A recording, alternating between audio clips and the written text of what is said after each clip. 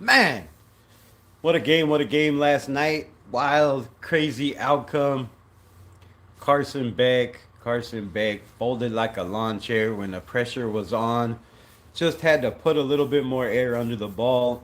And this is a different story. We might be talking about a different quarterback, number one overall, could possibly be. However, Fernando Mendoza, what a great run.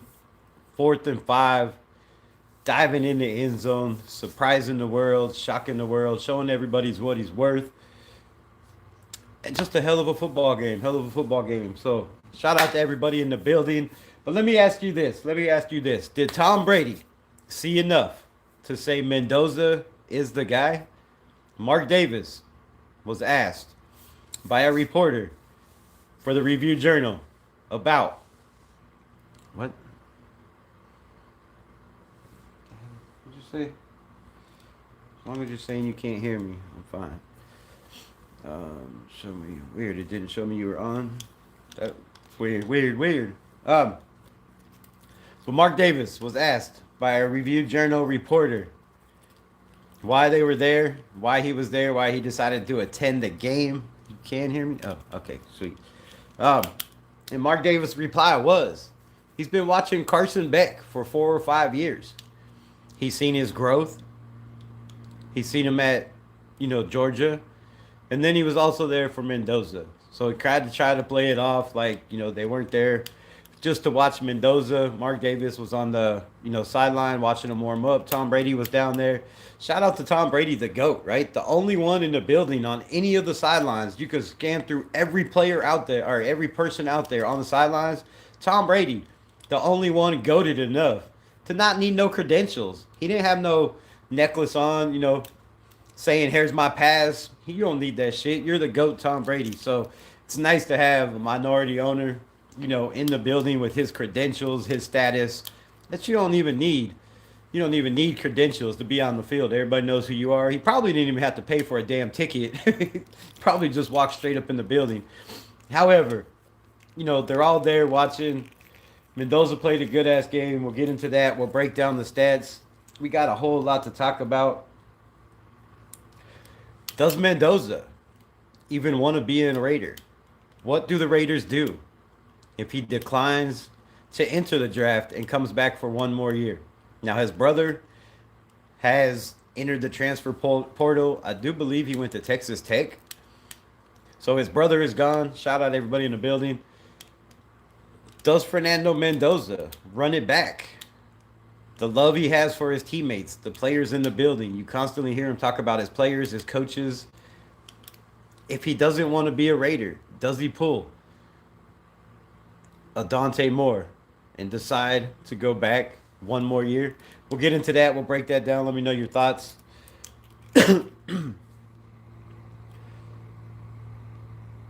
Greg Brewer in the building. What to do, my guy? What to do? What did you think about the college football game? All right, let's get into it.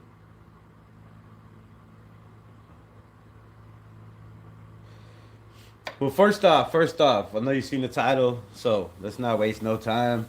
Tom Brady is Fernando Mendoza Tom Brady's guy? Did he see enough? Is he the kind of guy that he's willing to be to build a team around?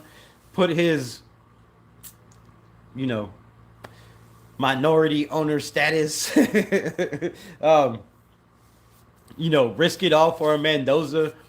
We'll talk about that. I just don't feel like, Tom Brady is 100% sold. I think there's something going on between Mark Davis, Spytek, and Tom Brady where I don't think they're all on the same page, right? Everybody showed up in the building. You had a coach, Mike McDaniel, who I don't know, they interviewed before the game, but he was also supposedly supposed to be at the game, watching the game with Tom Brady and Spytek and Mark Davis. They supposedly rented the best suite in the whole entire building, which that doesn't surprise me whatsoever, right?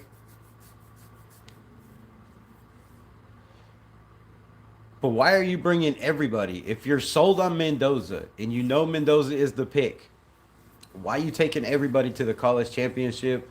Who are they looking at? Are there other players we will talk about that they were scouting as well? Are they sold on Mendoza?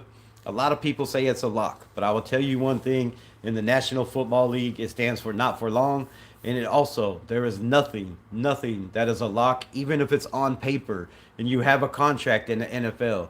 It is still not a lock. So to say Mendoza is a lock for the Raiders, I know a lot of people want to say that is the situation, but I don't know, man. I don't know. Did he do enough for other teams, to want to trade up? Did he do enough for other teams to think this is my guy? I need this dude on my team. I have a defense. I have an offensive line.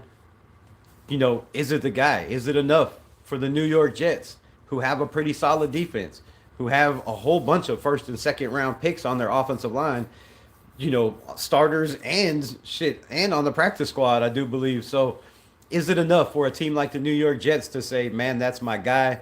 Let's go get him. That's what we need to turn this franchise around. We got a decent running back. We got receivers. We got stars all over the defense, even though we traded one away. Is it enough? Is it enough? Raiders are pure cheeks. Teflon in the building. Is it got? Fucking what? You're missing some words, bro. Missing some words.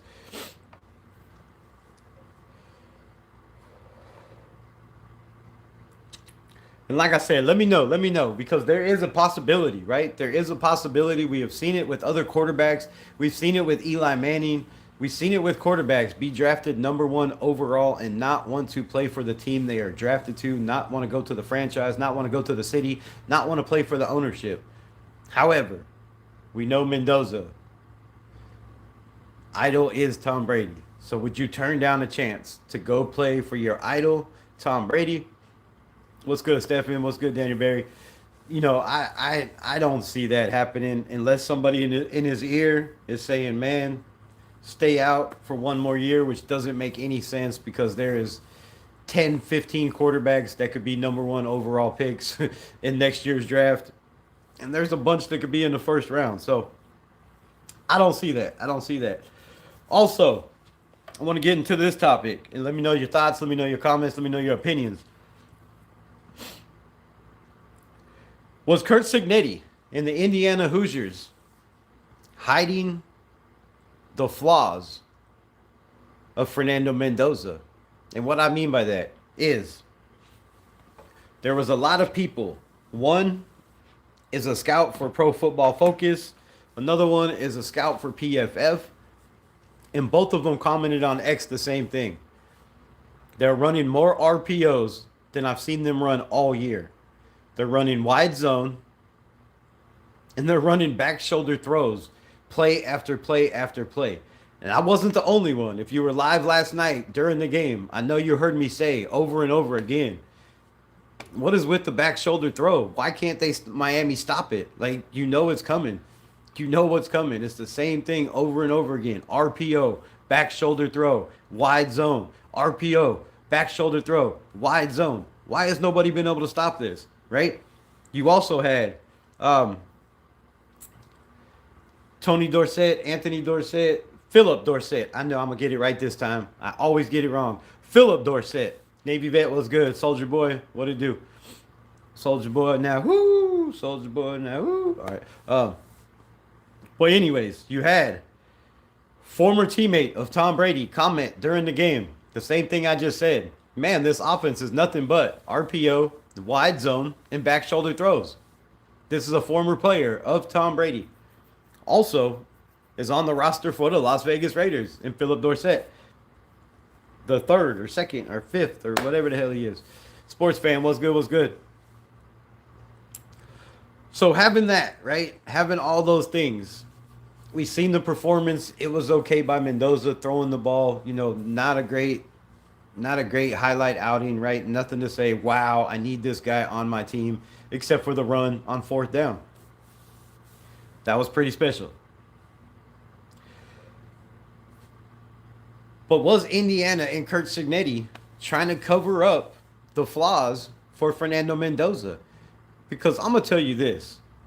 If I know my quarterback, and I'm coaching a team, and I know my quarterback has a chance to go number one in the draft, I'm gonna let him go out there and showcase his talent, right? I'm not gonna let him run this, blatant, bland um, RPO system where every throw is back shoulder, where every play is a handoff or keep. It's to me, it looked like they were trying to cover up the fact about his accuracy that everybody says is lights out, right? He's a computer whiz kid, and the accuracy and the talent is there. But to me, if that was the case against Miami in a tough game, why aren't you letting your star quarterback that's supposed to be the number one pick in the NFL draft go out there and prove his worth, right? That's just my opinion. So I thought it was a little vanilla. And to me, it looked like, the coaching staff was not going to go out and let this kid ruin his chances of being number one, right? If the media thinks he's that guy, don't ruin it. Let him keep thinking that, right? But it just looked like to me, like I said, like very vanilla. Didn't let him throw the ball. They called one play to make him look good, and I know you've seen the title of the video, right? The title of the live. Thank you, Kurt Signetti. Yes, thank you, Kurt Signetti. This is the next segment of the show. Thank you, Kurt Signetti. Thank you for having the balls on 4th and 5 to call a play with the whole world watching that did showcase his running ability. It showcased his heart. It showcased his intestinal fortitude, right? The will to win, the will to do anything for his team and his, teammates. And it showed a lot. And I think it might have bumped his stock where there's some teams that are below us that need a quarterback that might be thinking we are better off than the Las Vegas Raiders roster wise. We are better off with the Las Vegas Raiders coaching wise. We are better off than the Las Vegas Raiders, suit wise, upper management wise. And Mendoza might be the piece that we need to, to take that next step. Unlike the Bills with, with, so yeah, let me know how you feel. Let me know how you feel about that.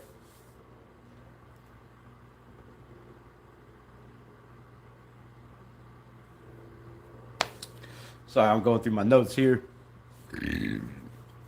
Not too many comments. Not too people want to talk today. I guess Mendoza ain't number one material. Love him as a person, but he's not the guy. Would take an O-line or trade back for a wide receiver, Tyson. Let me ask you this, Tracy. And I'm right there with you, my guy. I'm right there with you. I would trade back also. But if you're trading back, what offensive lineman do you think is worth a second, third, fifth, seventh, eighth, ninth, 10th pick in this draft? We've seen Francis Magoa, okay, but damn, his quarterback was under duress a little bit, right? An awful lot. So if you're trading the pick, number one question is who are you trading it to? And what value do you think Mendoza is worth? Because if you don't think he's worth a number one, I don't think he's worth a number one. Do the people that think he's worth a number one value him enough to give the Raiders enough capital where they say, okay, let's do it? Or even pick up the phone or stay on the phone, right? Because I agree. I don't know if I take a wide receiver in the first round. I do know we need a number one, but there's a lot of free agent guys out there that we could go pick up that can help this team that are veterans. Raiders first down, what's good? Has serious ball placement issues when under pressure. That's not a good trait. I see a lot of traits that aren't very good. That one is one under pressure, right? Very low ball placement. When the pocket breaks down, I see Mendoza dropping his eyes and running like a chicken with his head cut off, right? You don't know which way to go. Look, I'm going this way. I see a body. I'm going this way. Instead of keeping your eyes downfield, because there was a couple times where he was scrambling and there was guys open. And if he would have just stood in there and took a hit and made the throw, they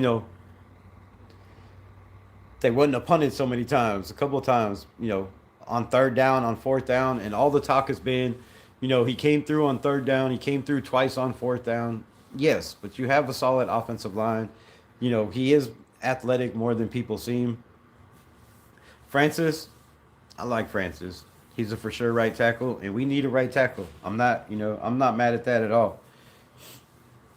But can you take him number one if nobody wants to trade back? I'm a Bengals fan, like the Raiders, and always have, and I wish we moved to number 10 and our second number one and get Ruben Bain. I like Ruben Bain. I like Ruben Bain an awful lot. I think those short arms in the NFL is going to be a problem for him, and you might have to move him in, inside the line because of his strength, because of his body size. 6'2", 285, right? Pack on a little bit more weight, make him a defensive tackle. That might be the route for him in the NFL because of the short arms. But Akeem Mesidor, man, this dude is a freak of nature. Akeem Mesidor chasing down the quarterback from behind, tackles for loss, was constantly in the backfield. He was working the hell out of Miami's offensive line, and those boys are big. So I like Akeem Mesidor, and I wouldn't trade. I mean, if you could trade down, trade down. But if I'm trading down, I'm telling you right now, if I'm trading down and David Bailey is there, that's who I'm picking. If I'm trading back and I get two first round picks and there's another linebacker or a corner there, that's who I'm picking.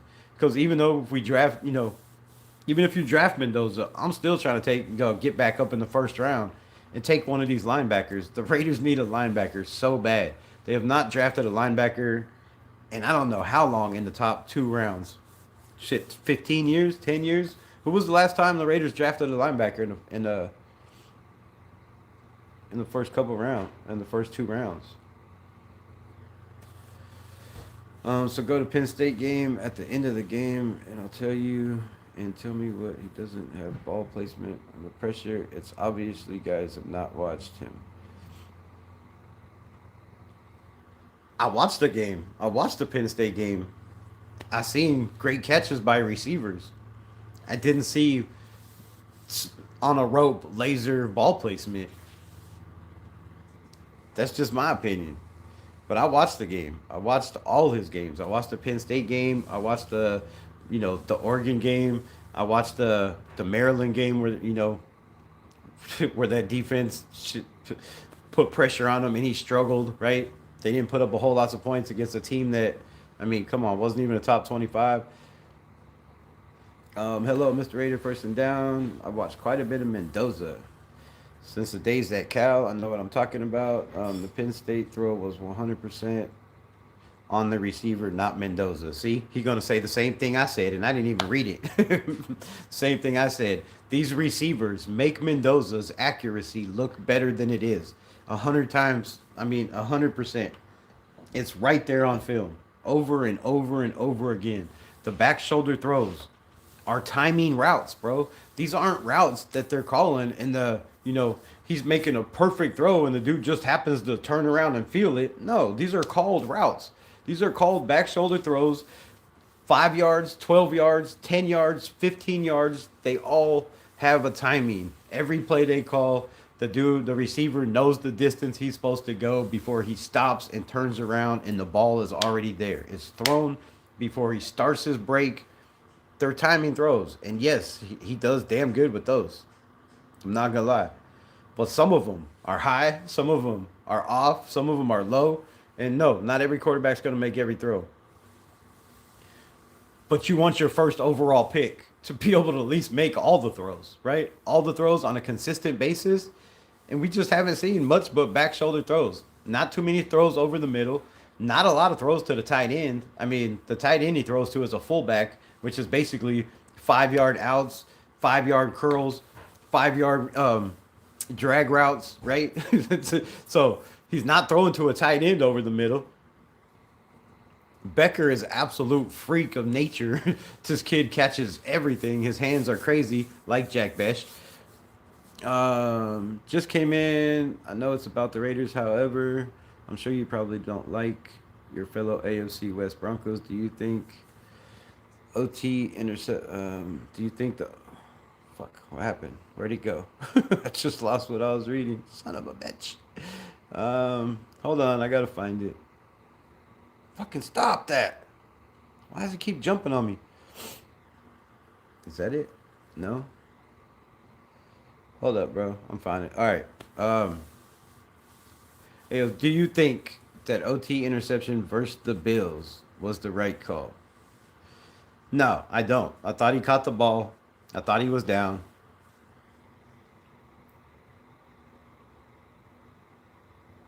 If you're talking about the catch, in the Bills game, I thought there was a lot of bad calls. A lot of bad calls. Play this short and tell me otherwise. You guys are fools. Play this short and tell me otherwise. Look, man. Look. Raiders first down. You're a Raiders fan. I love you, bro. We family. But if you're telling me to watch a short of Mendoza's highlights and you're telling me that's worth taking first overall, then my brother, you need to go watch film because there is not a short on the planet that is going to make me change my mind. Shorts are highlights of his best plays that somebody took the time to put together Mendoza's greatest throws and put them on a short. Come on, man. Like, you could do the same thing with Curtis Rourke in this draft. You can do the same thing with Nussmeier. I could find you 100 Nussmeier throws at LSU that have not seen Mendoza even attempt to throw. So, bro, a short means nothing. Absolutely nothing. Raider Ryan, what's good, my guy? Appreciate you in the building. He was under pressure, got hit, released the ball. Watch it again. But every quarterback does that. Caleb Williams did that 20 times in the last game last week. They still lost. He still threw an interception at the end of the game. Rosetown in the building. Okay, Brady doesn't have 7 Super Bowls if receivers don't catch balls. No shit. No shit. No shit. Tell me something. Come on, man. Do you really think Tom Brady has 7 Super Bowls without Gronkowski, without having the guys like Wes Welker that did all the dirty work?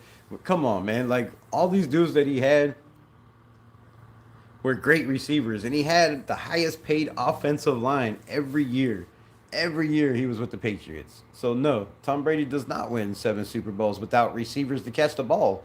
Because I guarantee you, Tom Brady is not athletic enough to throw the ball downfield and run and catch it himself. There's no way, bro. There's no way.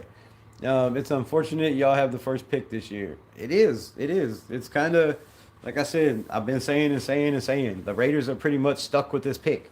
Like, you don't have a choice. This is your pick. Take it or leave it. It's unless somebody tries to wow them, which I don't see. Don't you almost feel bad for Fernando Mendoza considering the fact that he has to come here with us and the worst O-line in the league? I don't know about the worst O-line in the league comment. I think we were the worst coach. I know we were the worst coach O-line in the league last year. So, I mean, come on, man. He's got a great left tackle in Colton Miller. You need a right tackle. You could go get that in the draft. You could go get that in free agency. And Mendoza without a solid offensive line is not going to work in the NFL, bro. We've seen what he looks like under pressure. I didn't see, and I still haven't seen, but maybe 10 throws this year where he was under pressure and made a great play, right? Rolling out of the pocket or throwing on the run. You don't see that very, very often. But yeah, this ain't it was the worst offensive line in the league last year, but I promise you, as soon as we get a coach that knows how to coach an offensive line, y'all going to be like, damn, where was this offensive line at? Watch the Iowa game for over the middle throws, lots of slants. Still more timing routes, right? That defense was firing on all cylinders. They was coming at them 5, 6, 7, 7 at a time because they knew the pressure. And how do you beat pressure? Quick throws, like slants, drag routes, right? You get these guys quickly. I watched the Iowa game as well. If we're talking Mendoza at number 1 overall instead of Chambliss at like number 50, I don't know what to tell you. 100%, Tracy. I agree 100%. If you can get Shameless at shit, if you can get Shameless at 30, at 35, I'm taking Shameless over Mendoza. That's just me. Do you want a talented quarterback over a great quarterback? Over a great QB? But what's great or what's talented? What is great about Fernando Mendoza? Show me any of his highlights, and I'll show you Aiden O'Connell making the same throws drafted in the fourth round. Show me any of his highlights, and I'll show you last year Curtis flippin' Rourke making every single throw that Mendoza has made every throw this year. Every throw. You know where Curtis Rourke was drafted last year? Seventh round. Pick 227. You know what Indiana's record was last year? 11-2. Only 2 losses more than this year. So, if we want to break down film, go back and watch last year Curtis Rourke make every throw Mendoza made on a torn ACL. And I don't know where you get great. Like, he's above average in throws. He has probably a B plus arm. I don't see nothing great. His mind possibly, but do we really know as fans or as scouts if it's Mendoza picking these plays? Have you seen Mendoza one time come to the line of scrimmage and call the play? Change the play? Change out of a play? Because that's what great minds do. Is he given that ability? Go back and watch. How many times do you see Mendoza check out of a play? He's running the called play. He's throwing to the first or second option. He doesn't go through his progressions. That's not going to work in the NFL. I'm sorry. You can go look at every player drafted in the first, second, third, or fourth round that had the same problems. Now, some of those guys, Sam Darnold, some of those guys, Baker Mayfield, some of those guys, Mac Jones, right? Didn't start out that way. Different teams, different coaches, different systems. They became, look at Seattle and Sam Darnold right now. So it's a system fit, man. It's a system fit. There's nothing great about it. It's all timing. All timing. It's all rhythm. You see him come to the line, hurry up, no huddle. Come on, man. You already know the plays. I watched every big game, the Iowa in particular, were almost first read throws. Every play is a first read throw. If you do that shit in the NFL, guess what's going to happen? They're jumping every first route. Now, some of them might work, but I guarantee you, a lot of them routes, bro, they ain't working. Hey, look at the bear. The bear's still hiding his face because of the horrible throw by Carson Beck. And on to the next subject. This is the next topic of the show. Carson Beck. Carson Beck. 2 national championships. They let the dude throw the ball 39 times, but most of it was in the fourth quarter. They ran the hell out of the ball. 2 running backs with over 100 yards, I do believe, for the Miami Hurricanes. And you let Carson Beck take a shot with time on the clock and ruin his chances of, possibly being a first round, maybe a second round. But now he's looking at, third, fourth round, maybe fifth round after you were in a national championship game. I think it was a horrible throw. I think you had to have put, way more on it. Does he have way more? Maybe he didn't have enough, right? Maybe that was all the arm Carson Beck had. But if Carson Beck makes that throw, we're talking about the Miami Hurricanes upsetting Indiana Hoosiers that haven't lost all year. Are you still telling me Mendoza is number 1 overall if they don't win this game? Let me know in the comments. The short is the final drive, only the final drive against Penn State. I've seen that drive, man. I've watched the film on it over and over and over again. It was a hell of a drive. But you also gotta go back and look at the catches. Come on. Look at the catches. See me on my show in 30 minutes. Raiders first down. On what show? What show? Salute to the nation. McDaniels withdraws from the Browns head coaching seat. All right, so that would be the next topic of the show. Thank you for rolling into the next segment, Navy vet. The next segment of the show is, do the Las Vegas Raiders have their coach? Did Mike McDaniel do enough yesterday in the interview to impress Tom Brady, to impress Mark Davis, to impress John Spytek? My answer, I do believe so. I do believe so. And I'm going to tell you why. He's in the running. Mike McDaniel is in the running for 3 coaching jobs and 2 OC jobs, right? He's got his name on the list for the Bills OC, not the Bills, for the Eagles OC job, and he's got his name on the list for another OC job. I don't know what it was. But head coaching wise, the Steelers, the Browns, and the Raiders. McDaniel took his name off of the list for the head coaching search for the Cleveland Browns. That leaves Mike McDaniel, former Miami Dolphin head coach, 38 years old, runs a hell of an offensive system. The Raiders and the Steelers are the only 2 teams. He had head coaching or offensive coordinator interviews. From what I hear, those have been turned down as well. So it's coming down to the Raiders and the Steelers for Mike McDaniel. And I believe you do not withdraw from the Cleveland Browns job unless something seriously happened over there during the talks. You don't just pull out of that situation. So either something happened in Cleveland during their negotiations, during their talks and their interviews, or something happened in Miami in the interview between McDaniel and Spytek and Brady. Let me know how you feel about it. But I'm telling you, keep a name on Mike McDaniel. Keep an eye on it. Keep an eye on it. Keep an eye on it.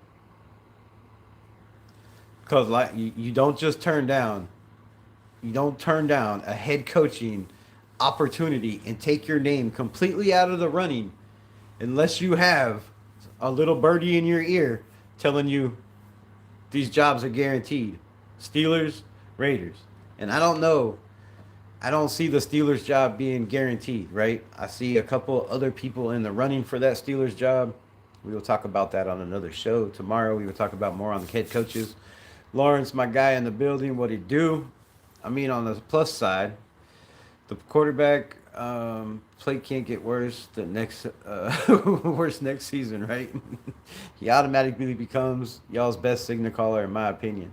I don't know. I feel like Aiden O'Connell is more advanced. He's not as mobile, but I've seen Aiden O'Connell run in for run the ball also, and try to scramble for first downs, knowing that he probably wasn't going to make it, but he still took the chance. So I think Aiden O'Connell gives him his run for his money, experience-wise, throwing-wise, accuracy-wise, and I think he's way ahead, intelligent-wise, reading defense-wise, pre-snap reads. I think AOC has the edge. Now, on the upside of Mendoza, looking at the playoffs, and I said this before, looking at the playoffs, when you look at Caleb Williams, 3 interceptions, right? A guy that wows you with his play style. A guy that always is making a play when a play is needed. However, some of those plays turned into negative ones. And it turned into 3 interceptions for Caleb Williams. If you go back and look at the other side, Josh Allen, right? The GOAT, Josh Allen. 4 or 5 turnovers. 3 interceptions, 2 fumbles, I do believe, or whatever the hell it was. Ridiculous amount of turnovers in the playoffs.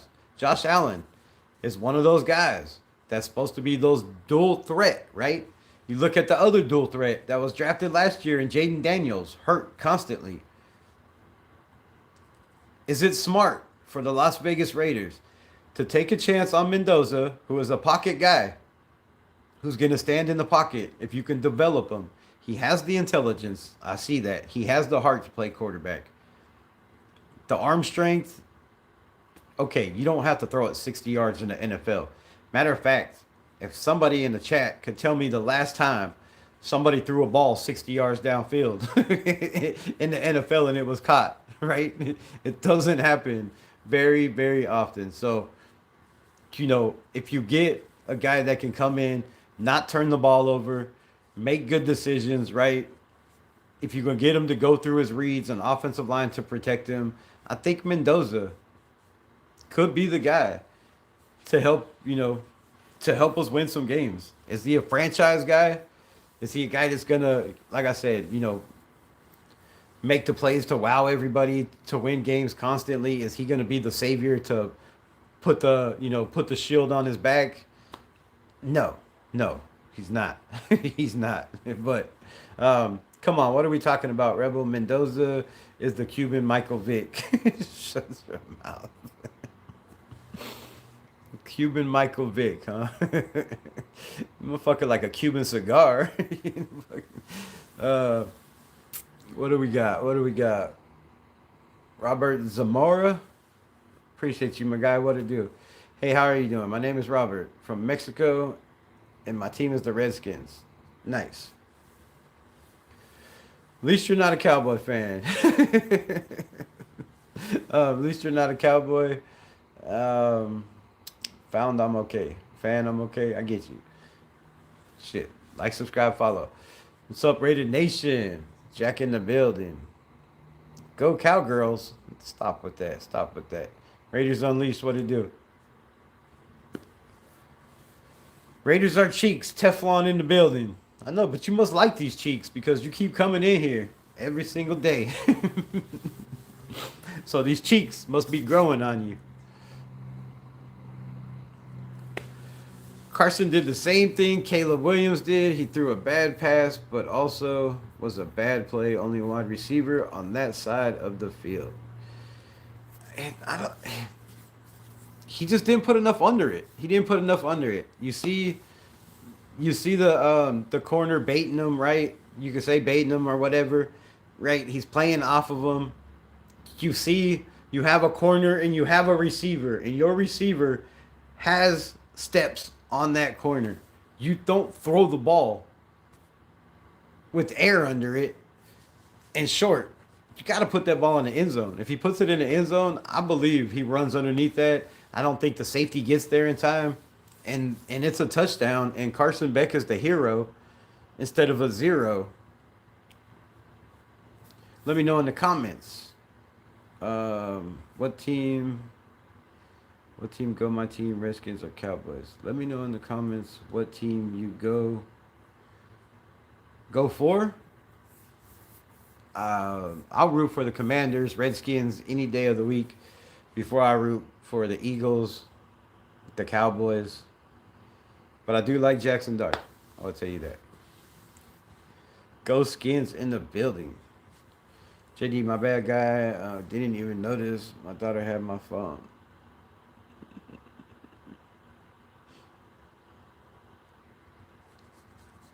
Take Mendoza and A.J. Brown from Philly. Win-win situation. Yeah, but what are you giving up for A.J. Brown in Philly? That's the biggest question. Joe Milton on the Cowboys. Oh, hood.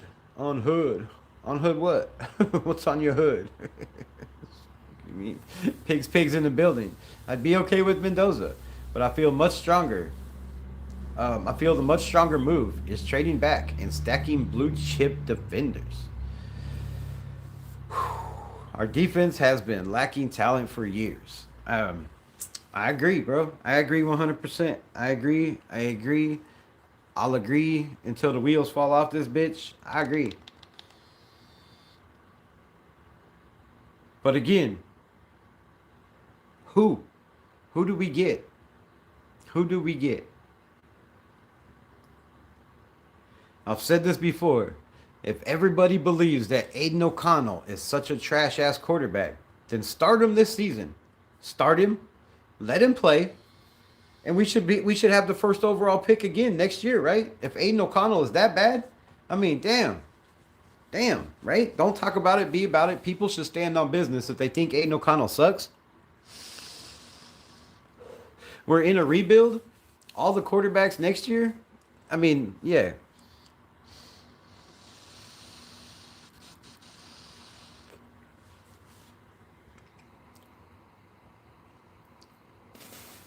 And we need blue chip defense. We have one that was a fourth round pick. We don't even have any players that are first round, second round, or third round starters. Not even third round, right? Not even third round starters on this defense for the Las Vegas Raiders. And we expect this team to be competitive in the NFL year in and year out in the AFC West with Patrick Mahomes, with Justin Sherbert, and now with Bo Nix. And you think Mendoza's going to come in and just save us, man? I don't get why fans think the quarterback is going to be the piece to the puzzle we need. And I've heard all this shit. Yeah, get your quarterback, build a team around him. Get your team, build a team around him. Okay. Then what do you do with the team you already have? You let go everybody? Because the only player I see on this squad that fits Mendoza's style is Jack Besh. And maybe Brock Bowers. Because you can just throw the ball up and Brock could go get it. But he don't throw the tight ends too much. Hell, he don't even throw out of the slot too much. He throws mainly out of the backfield and to the sideline. So, if we're talking Mendoza, man, and you're talking first overall, like, you got to have a defense to help your young quarterback. I know everybody thinks it's the trenches, but you got to have a defense. I speak and I say the truth. Indiana deserves it. Born a Raider fan, always. Crosby giving up Crosby. What? Crosby giving up Crosby. AJ Brown for Max? Nah, bro. You got to stay off X. And you got to stop watching Mitchell Renz. No, I'm just kidding. Shout out Mitchell Renz. Aiden O'Connell for sure. An improve-it year for us. Exactly. Aiden O'Connell, an improve-it year. Go out there and let the kid prove it, man. Show me that this organization believes in the players they draft. Show me that they're going to do right by their players for once instead of letting everybody go when they deserve the money. Let this kid go out there and earn a job somewhere else if you don't want him to be a Raider next year. That's why I feel.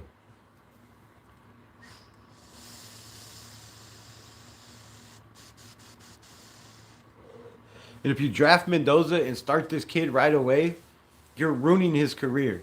This team is not ready to start a rookie quarterback.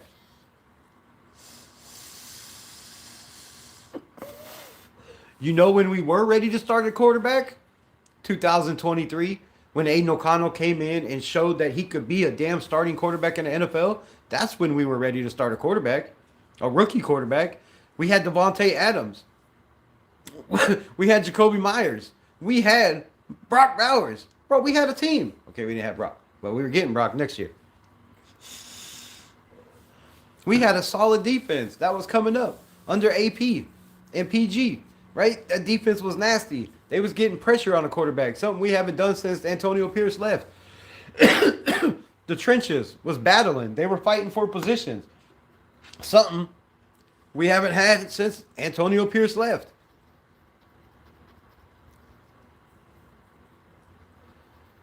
You can't throw a kid out there.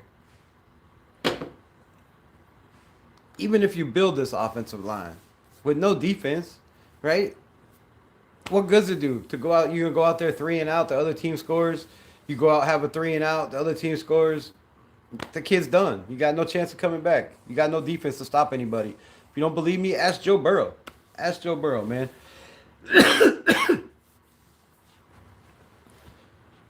Joe Burrow's confidence is down right now. This dude doesn't even know if he wants to play football. One of the greatest quarterbacks of all of sports, of all football, to ever come out, right? one of the greatest college quarterbacks of all time in Joe Burrow, if not the greatest, with the receivers he had in that offensive line. And this dude doesn't even know if he wants to play football anymore because he just goes out there and scores 30 points a game and they can't win. Nobody wants to play this game to not win. Everybody wants to win. If you're playing this game and don't want to win, shit, you're in the wrong sport. In the wrong sport. Can't resign him if he doesn't have a real opportunity to prove himself. Yeah, you're just wasting players. And we've done that, year after year after year. We've already wasted 2 years of Brock Bowers. I mean, Brock Bowers he should be playing in the playoffs right now, in my opinion. When you have a player like Brock Bowers and a player like Max Crosby, I mean, come on. These guys should be battling for a playoff. You should be building around Brock Bowers. Who did we build around last year? Geno Smith. We built around Geno Smith. Watching AOC is like taking melatonin. You're asleep before halftime. You crazy, bro. You're crazy. You crazy. You crazy. Man. That hurt. Pull up tomorrow. Pull up tomorrow. And you better be here, Lawrence. You better be the first one in the chat, please. Please, please, please. We're going to go through Aiden O'Connell's highlights of passes that Mendoza couldn't make if Aiden O'Connell threw it for him. We're going to break down lots of Aiden O'Connell plays tomorrow. Trade Crosby, get some picks. You need more players. That is facts. That is facts. So let me ask you this. Next segment. Should the Raiders, Gray Zabel having a relationship with Leonard Williams? What? Wait, what? Wait, what? Hold up, time out. I gotta read this. What the hell did this say?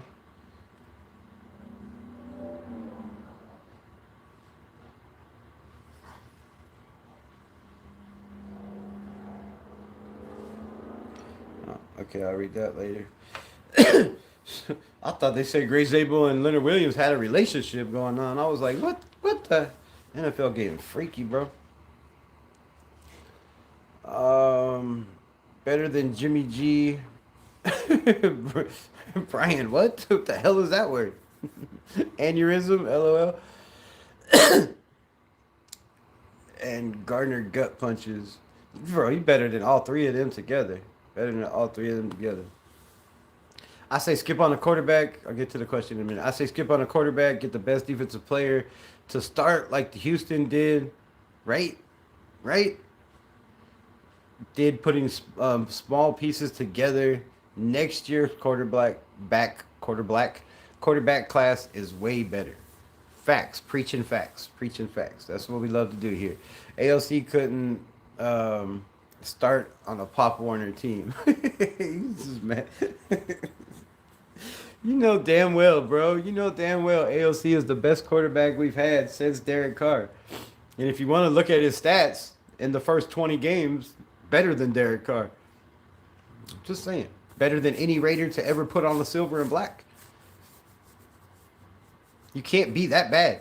I mean, you're telling me the Raiders' history of quarterbacks is so shitty that Aiden O'Connell couldn't start on a Pop Warner team, but he is better than every Raider quarterback in history throughout 20 games of their career? In the first 20 games as a Raider? That means this team is shit, bro. That's fucked up that you think of your team like that.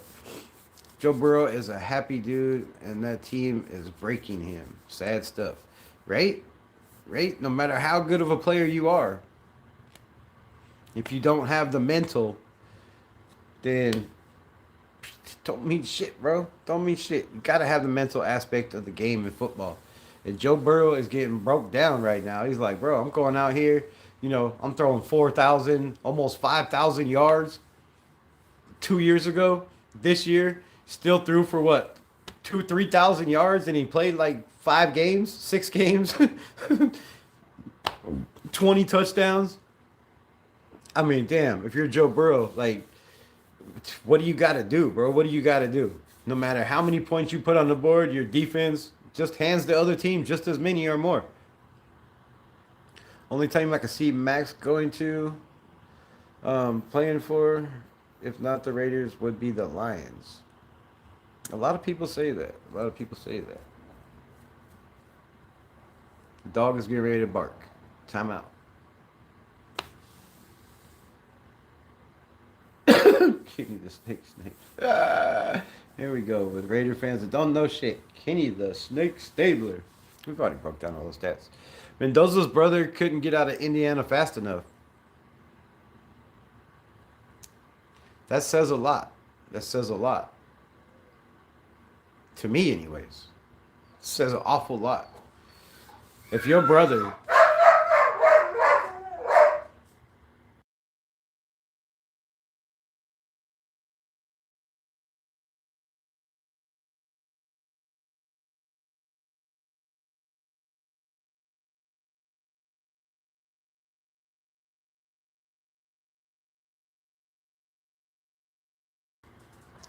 dog's gonna go crazy for a minute.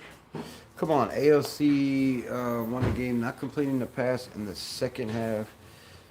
You said it a million times. He needs a running game to win games. It's not him. But everybody needs a running game to win games. Find me a quarterback in the NFL that doesn't need a running game to be successful. Find me quarterbacks in the NFL that don't have a running game that are successful. Unless they're mobile and they are the running game. like a Caleb Williams. That doesn't really even run that much. Look, AOC won a lot of games, bro. Everybody's talking about the great Mendoza drive. They were just talking about it in here, right? Against Penn State. Go look at the great Mendoza drive against Penn State. Go look at the great Mendoza drive against Iowa. Go look at the great AOC drive against Kansas City Chiefs, the Super Bowl defending champions.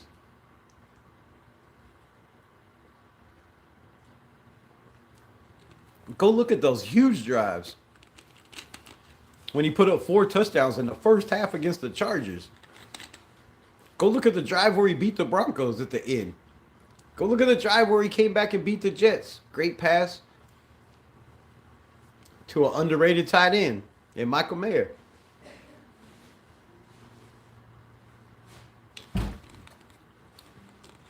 We acting like all the time AOC was a quarterback for the Raiders. He had a team like Mendoza.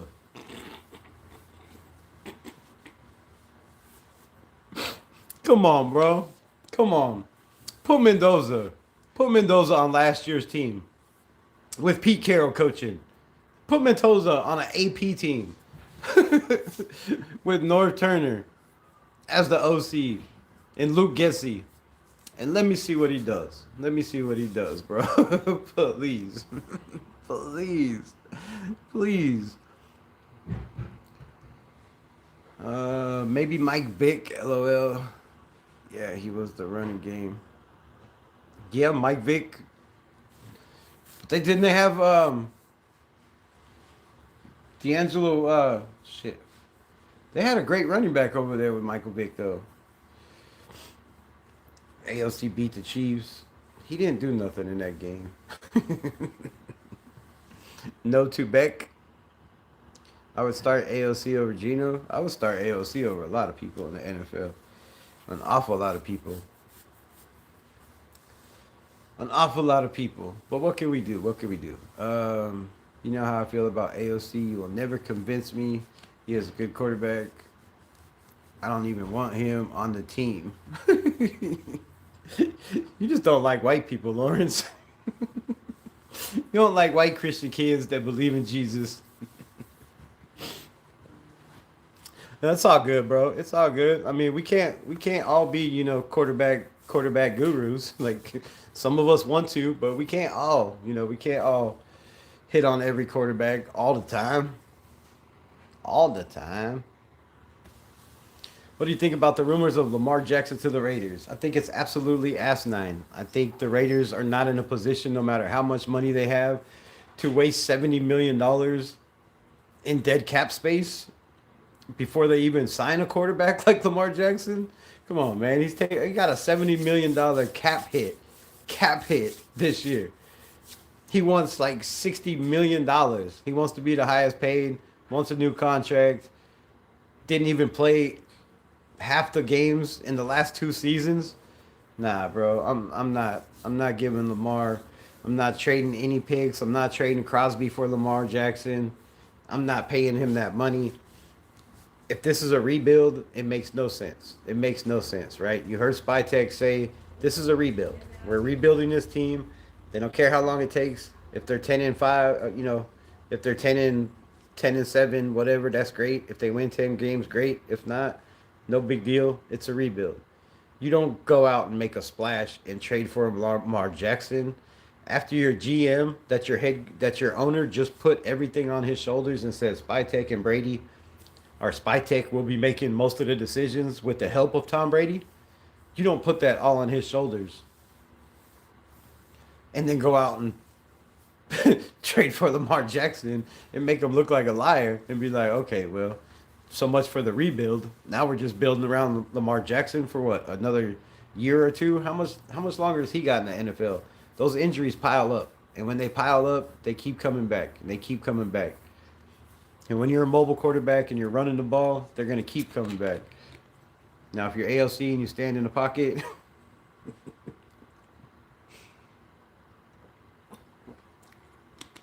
you only get hurt when you throw your hand in other people's helmets. So, nah, man, I'm not in on Lamar Jackson. I think Lamar would be absolutely crazy. But let's talk about. Oh shit! Oh, wait. Damn it.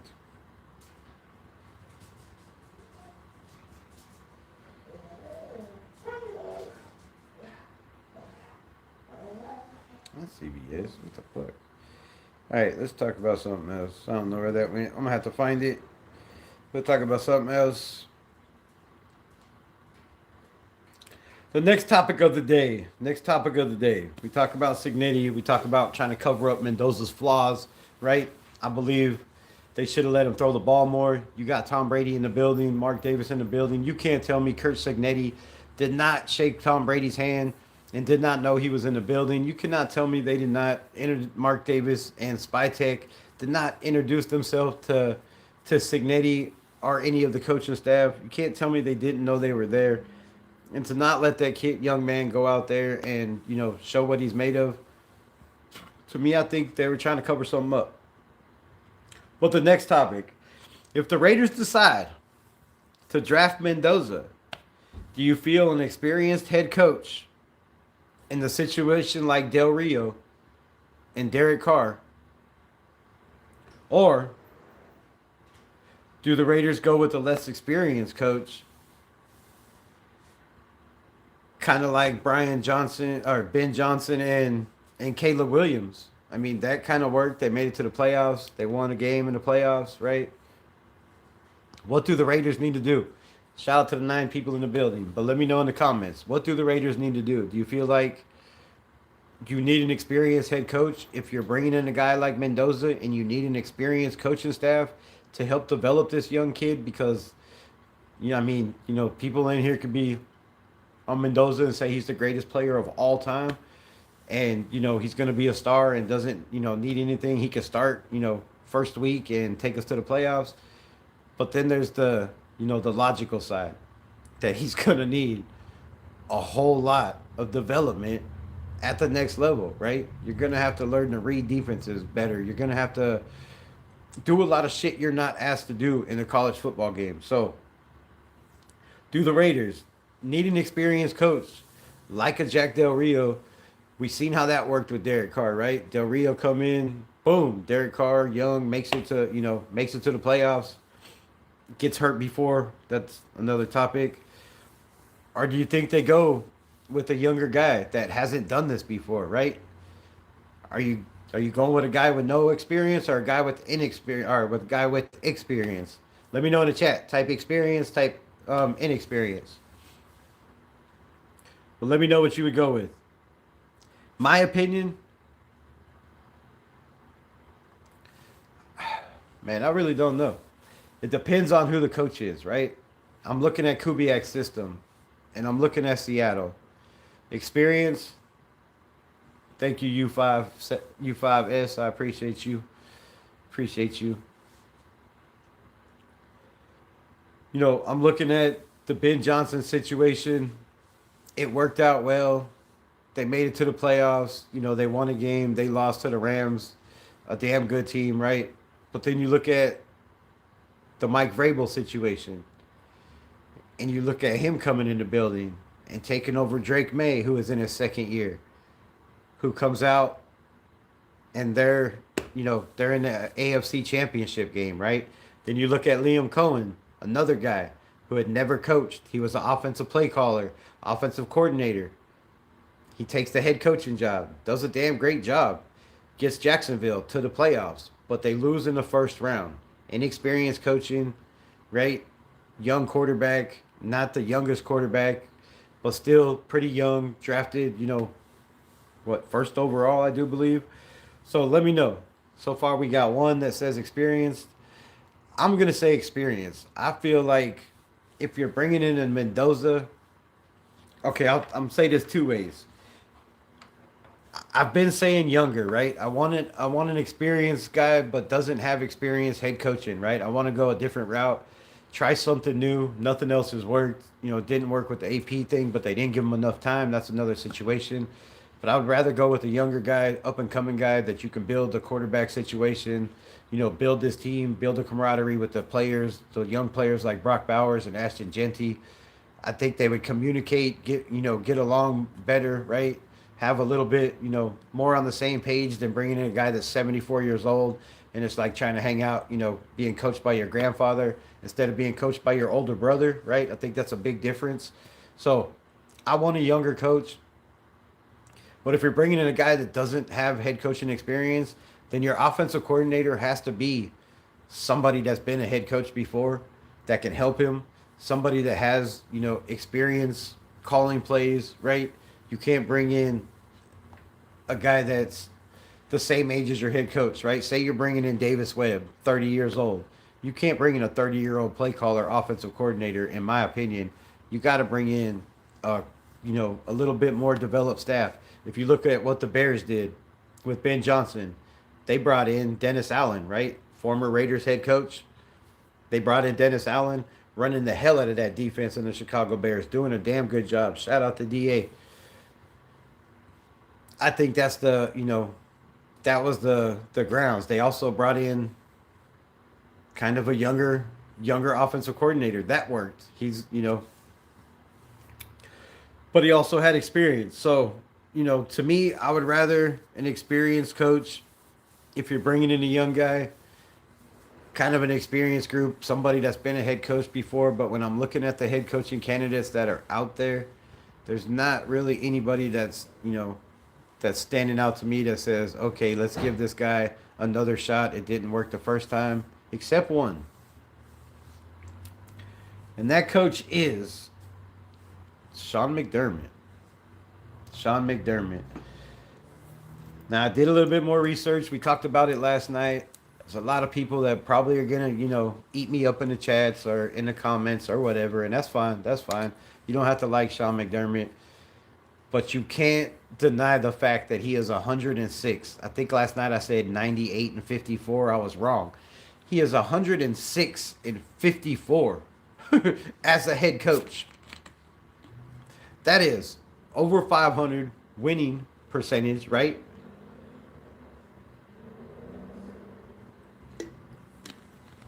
I hear all the talk. He's 8-8 in the playoffs. Lost two AFC championship games. I get it. And maybe McDermott, doesn't want to come in a rebuild the team. But maybe he does, right? Maybe, just maybe, Sean McDermott wants to come to a place like the Las Vegas Raiders that knows Mark Davis is going to pay you money. Mark Davis is going to pay for players, right? He went out and paid $160 million for Christian Wilkins. Didn't work. Had some, Diddy shit going on. He went and paid $71 million for Geno Smith. Didn't work. Had some, favoritism shit going on. So Mark Davis is willing to go pay the money for the free agents. We have the money, right? We have money. over $100 million, and maybe even more, depending on who they cut, who they release, who they bring in. It could end up we end up having more than that. But you have the money in the building, so if you have the money in the building, right? Maybe, just maybe, Sean McDermott is looking at this team and saying, "Damn, you got Max Crosby. I never had a Max Crosby for Josh Allen. My defense was one of the lowest paid defenses in the league. A bunch of young kids, right? A bunch of young guys, not drafted well. I think there's a big problem with the GM still keeping his job over there for Buffalo, and I believe it's going to be a problem, and going to be a problem hiring a head coach. So look to hear very soon that if the Buffalo Bills hire a head coach, more than likely that GM's going to be fired, because if it's me, and I'm not saying I'm a football guru, but just looking at this team and not even being a fan of the Buffalo Bills and looking at their roster and the positions they've drafted in, it doesn't look like the GM is on the same page with the head coach. It doesn't look like the head coach is getting what he wants. And if that's what McDermott wanted, then I might have second thoughts about what I'm saying right now. However, if you look at that point, right, you have the first overall pick. You have a chance, if you're Sean McDermott, to say, all right, I'm going to get my quarterback, Fernando Mendoza, and I'm going to prove to the National Football League, to the world, to the Buffalo Bills, that I could get my guy to a Super Bowl and win a Super Bowl with the young quarterback that I developed. So, Sean McDermott may have a chip on his shoulder, may want to, change the scenario. A lot of people, he can't get over the hump. He can't win the big game. And what a better place to do it than a legacy with a historical, a historical team like the Las Vegas Raiders, Oakland Raiders, Los Angeles Raiders, right? What better place for Sean McDermott to come in, with a guy like Max Crosby, with some young defensive players, with a Brock Bowers, with a Ashton Genty. I mean, come on. The Buffalo Bills in the last 7 years have won 10 games or more. This man took Josh Allen to 2 AFC championships with teams that didn't have great defenses.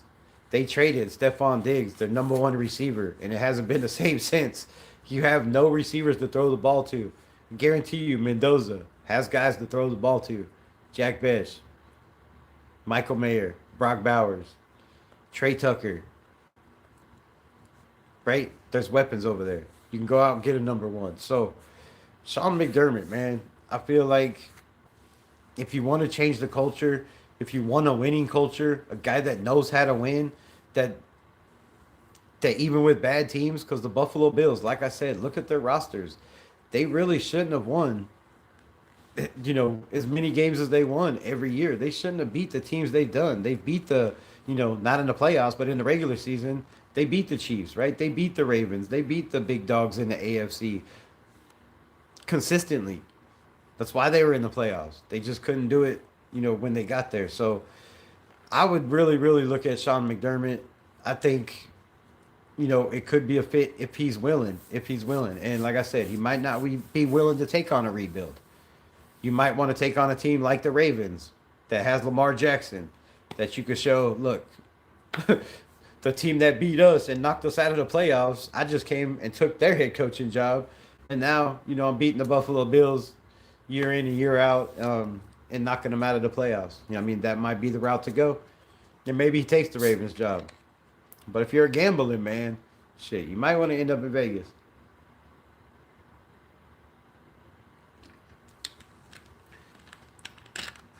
Also, let me give you this little fact for Sean McDermott. If I'm Sean McDermott, right, I'm looking at this. Obviously, I got fired in Buffalo because everything was put on my shoulders, and I was the reason that we couldn't get over the hump in the playoffs and couldn't win playoff games, right? Right? Because it was Sean McDermott that threw those 4 interceptions, that fumbled the ball right before the half, that put them up by 10, right? It was Sean McDermott playing defense that gave up the big drive to the Denver Broncos, to put them up in the game and take the lead, right? That was all Sean McDermott. Nah, bro. So if I'm Sean McDermott, do I really want to take a Ravens job and have all this responsibility of a team that's, pretty much already just a couple pieces away from making the playoffs, that hasn't been able to win or make the playoffs in the last couple years with a Harbaugh? Do you really want that situation? Or are you looking at the Raiders and saying, okay, if I go to the Raiders, yes, Pete Carroll just got fired, but if I get fired, nobody's going to say it was Sean McDermott's fault, right? This time, everything is on Spytek and Tom Brady. This is Tom Brady's show. This is Tom Brady minority ownership. He's fired the people that he brought in. He fired the people that were here when he got here. He let go of the greatest quarterback we ever had in Derek Carr. This is Tom Brady's time. And no matter who the coach is, you're coming in with not a lot of weight on your shoulders. You're coming in looking at, okay, I got a little bit of a pass, right? if we're not winning, maybe it's the roster. Maybe it's the GM that's making all the choices. Maybe it's the minority owner who's been making decisions for a while and none of them seem to pan out, right? So look at it that way.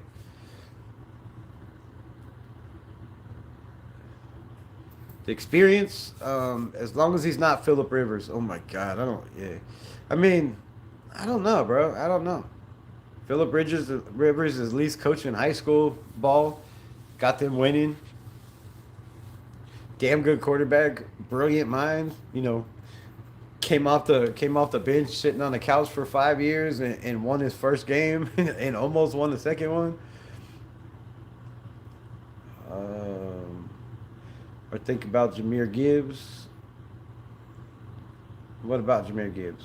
Absolute machine. Unless they have max potential. Shit, right now, there's a lot of young kids that have max potential. Just look at the draft in the the last couple years and what these dudes are doing. All these guys got over 10 sacks their first and second year in the NFL.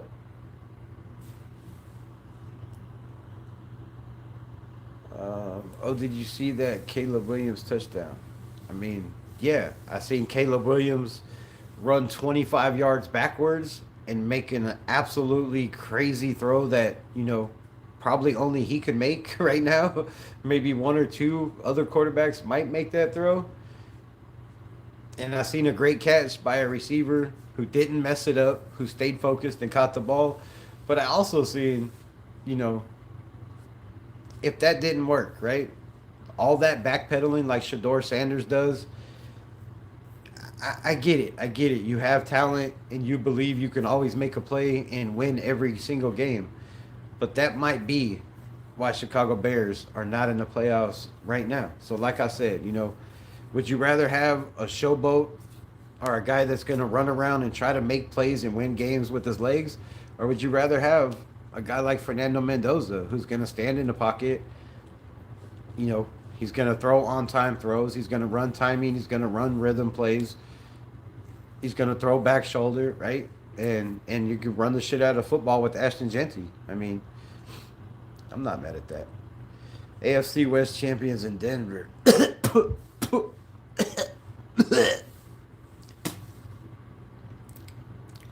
Ever make me say that again?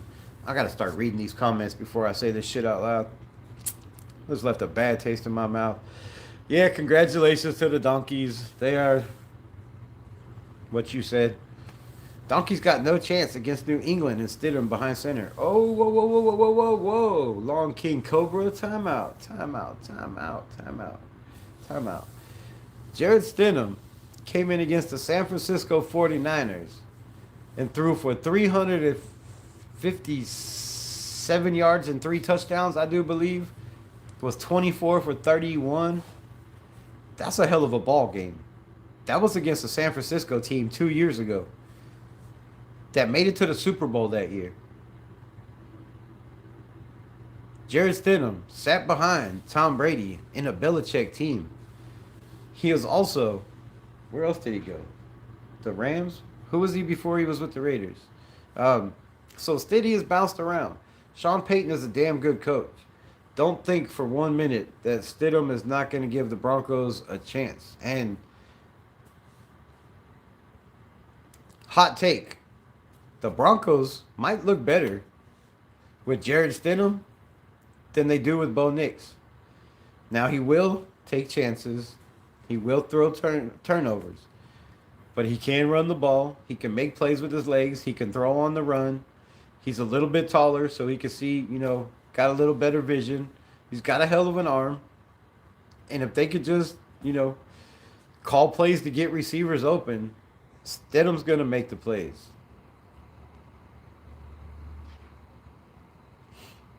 You're wrong. Broncos going Super Bowl. I was just sticking up for your Broncos. Well, how am I wrong? He should go to LV and win the Super Bowl and get the last laugh for cutting him. Who? Jared Stidham? I find it funny that Josh McDaniels cut Derek Carr, right? Benched him the last 2 games. Put in Stidham, who came in and played his ass off the last 2 games. I mean, they played very well with Stidham behind center. And then they let him go the next year. I didn't understand that. I thought Steady should have kept him for another year, see what he's got. I put my whole life savings on the game. Oh my God. Oh my God. In your dreams, mile high. You're a mile high if you believe that Stidham is beating the Pats. Just, bro, anything can happen. Look, nobody thought in 17, 16, 17, 18, whatever the hell year it was, nobody thought. What was I going to say? Oh, yeah. Nobody thought Carson Wentz, a rookie, was going to take the Philadelphia Eagles to the Super Bowl and then get hurt so he couldn't play. And nobody, except for maybe a couple people. I mean, the Eagles defense was the Eagles defense like it always is. But nobody, except for a couple people, thought the Eagles had a chance with their backup quarterback and Nick Foles. Nick Foles. See, people are laughing in the comments already just saying Nick Foles. And he came out and had a hell of a game, bro. Lights out. Sometimes guys are overestimated. Sometimes guys are underestimated. Sometimes guys are overlooked, right? Sometimes people think because they're not a starter in the NFL, maybe that coach is not as bright as everybody thinks. Maybe that dude is better than not saying he's better than Bo Nix, but, Stidham being on teams. Maybe he's been better than guys in front of him and nobody just seen, right? When he's had a chance, he's done okay. Everybody's going to turn the ball over. Everybody's going to make, bad decisions being a quarterback. Never been a quarterback in the history of the NFL to, go through a season without turning the ball over. It's going to happen. So, bro, Steady is with Sean Payton, with that run game. You got 3 running backs over there. You got a rookie. I think DK Dobbins is going to be back. That's another weapon coming out of the backfield. So look for the Broncos. Also, I think it's supposed to be snowing in Denver because it's supposed to be snowing here in the next couple days. It's supposed to be pretty nasty Friday and Saturday. So I do believe there's supposed to be some kind of storm in Denver, and there might be snow on the ground. So if there's snow on the ground, we seen what happened last week to the Patriots quarterback, Drake May. Fumbled the ball 4 times, right? You never know. Is the Denver Broncos defense as good as the Houston Texans? I believe so. Their corners, their ends might not be as good, but damn, that defense is pretty nasty, right? I mean, you do have Patrick Surtain back there.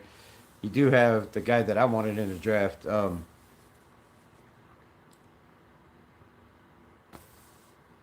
Whoever they drafted, the corner. Why did I forget his name? So never underestimate anybody. Like Mike Vrabel's been in the playoffs before, but he's never been in the AFC Championship, except for when he was a player. Sean Payton's been in this situation before. Does he have Drew Brees? No. But he will come up with a game plan. And you have Davis Webb in the building, who, is interviewing for head coaching jobs. So if you got Davis Webb in the building, interviewing for head coaching jobs, not just with the Las Vegas Raiders, but I do believe he interviewed with 5 teams.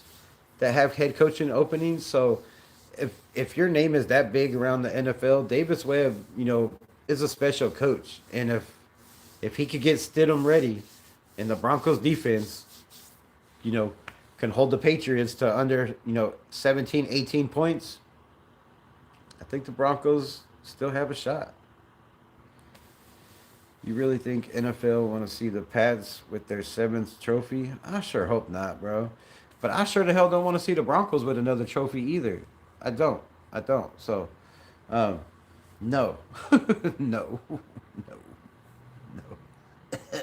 Blech. Blech. Just thinking about it. Blech. No. So go Patriots, but never underestimate anybody in the NFL. You're a mile high. I'm not a mile high yet. I'm trying. I'm trying. Speaking of mile high, cheers, anybody? Cheers. Cheers. Nah, just saying facts. I mean, yeah. It's not facts. It's just speculation, right? Because we don't know. You don't know what the Broncos defense is going to do. Come on. The Broncos, they were held to 10 points against the Las Vegas Raiders, bro. The Raiders. The Broncos. In the AFC Championship game, those Denver Broncos, with Bo Nix, were held to 10 points by the Las Vegas Raiders. So, don't come out here and acting like the Patriots defense is not better than the Las Vegas Raiders. Caleb on Chasen might be better than Max Crosby. That dude was fighting double teams. He was splitting double teams. He was splitting checks. And he was doing a discount double check all over. Drink another one. I don't drink, bro. Nah, just saying. You weren't going to beat the Patriots with Knicks healthy even. Damn. Stidham gonna play out. Stiddy. It's Stidham, not Strahan. They could use Michael Strahan. That would definitely help your shit if you could get Michael Strahan come out of retirement. And the Patriots drafted him, and he's a stinker. And that's even more reason, bro. That's even more reason for Jared Stidham to come out with a chip on his shoulder. Right? The Patriots drafted him. He sat behind Tom Brady. Never got no play time. Learned a lot about Josh McDaniels' offense. And he will take a lot that he learned of Josh McDaniels' offense, not only with the Patriots, but Josh McDaniels' offense with the Las Vegas Raiders. Don't think Stidham's not going to take all that information and feed it to Sean Payton. Don't think he already hasn't. And Sean Payton already knows Josh McDaniels, offense. So there's a lot riding on this game, bro. There's a lot riding on this game. Stidham used to be a Patriot, right? He was released in free agency. Used to be a Raider with Josh McDaniels. There's a lot. There's a lot going on in this AFC Championship. When you get drafted by somebody, you don't even get a chance because you got a GOAT in front of you, right? You might be a little bitter, especially when they go win championship after championship. The Raiders have completed their second interview with Iroho Evanro.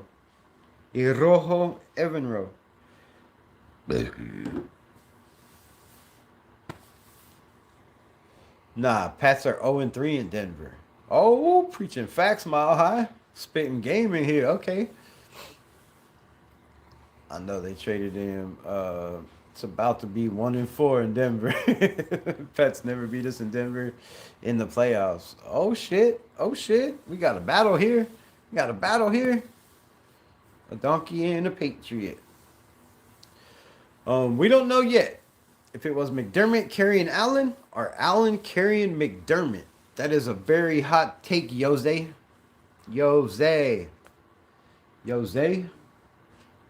Shout out to you, my guy. Facts. Let's talk about it. Was it Josh Allen? Was it McDermott? Was it Joe Brady? Right? Joe Brady was the passing game coordinator 2 years ago, was the offensive assistant last year, and was the OC this year. So how much did he have in, the development of a Josh Allen? We already know how much, Brian Daboll has or had in the development of Josh Allen. And speaking of Brian Daboll, I believe he should be number one on the list for the Buffalo Bills job, right? He did damn good with Josh Allen. He had a pretty good defense over there with the Giants. And if anybody could get Josh Allen to play his best football, it was Brian Daboll. So bring Brian Daboll in for an interview, see what he's got, see who he'd bring in as defense, what he'd do to change the Buffalo Bills. But I will say one thing: Brian Daboll did draft Jackson Dart, and was a big part of drafting Jackson Dart. Was also the key component of drafting Malik Neighbors.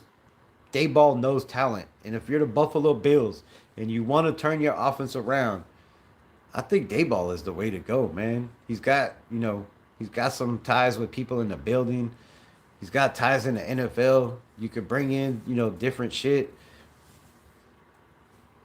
That's just me. But McDermott, for what his record is, bro, 106-94 as a head coach for the Bills, 8-8 in the playoffs, 2 AFC championship losses. I mean, that's a hell of a record. So the dude could coach, obviously. It's not like the Buffalo Bills have had a lot of stars over there in the last 10 years. Like, I don't know if AI is smart enough to tell me, but let's see. Let's see what we got. Let's see what AI knows.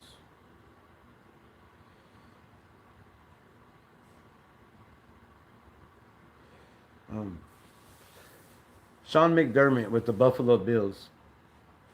Oh, come on, man, speak. Sean McDermott with the Buffalo Bills in the last 10 years. Who are their star players on defense?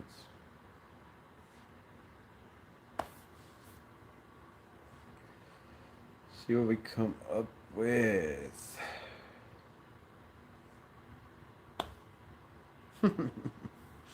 Safety, Micah Hyde and Jordan Poyer. Cornerback, Tre'Davious White. And linebacker, Matt Milano. In the last 10 years, that's what you came up with? Holy shit. Matt Milano, nickel / corner, Terry and Johnson. Other notable contributors, defensive tackle, Kyle Williams. Linebacker, Tremaine Edmonds. Defensive tackle, Daquan Jones. Like, in the last 10 years, bro, this sounds like the Raiders defense, right? You got Max Crosby, and then you got Max Crosby, and then you got Max Crosby. No, they had players, but they let them go this year. But other than, the last couple years, that sounds like the Raiders defense. Not a lot of stars on that side of the ball, right? So if you're a head coach and you don't have all your money's on the offensive side of the ball, to your quarterback in your offensive line, that's not the greatest offensive line, right? Where's all this money going? So, I look to the GM. Again, I'm looking to the GM. When you're looking at the Buffalo Bills. Let's see. Over the cap, Buffalo Bills.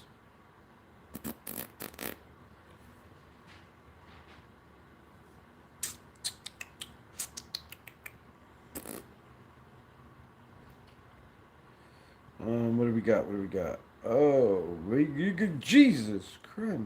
How much? Damn. Holy shit. Ouch.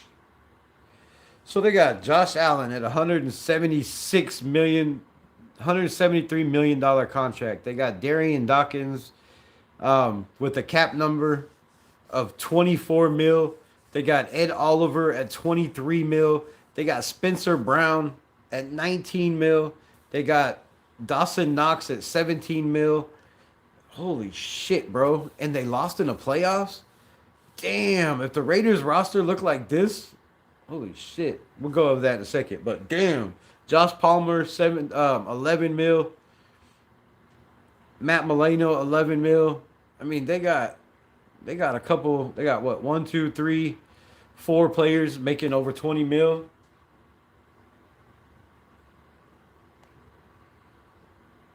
Most on defense. What is their cap space? What is this thing? Go away. What the fuck is this?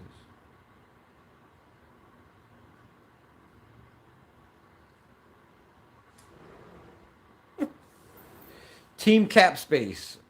Oh my god, bro. $11 million. Who's why would you fire your head coach? Time out. Time out. Time out. Wait.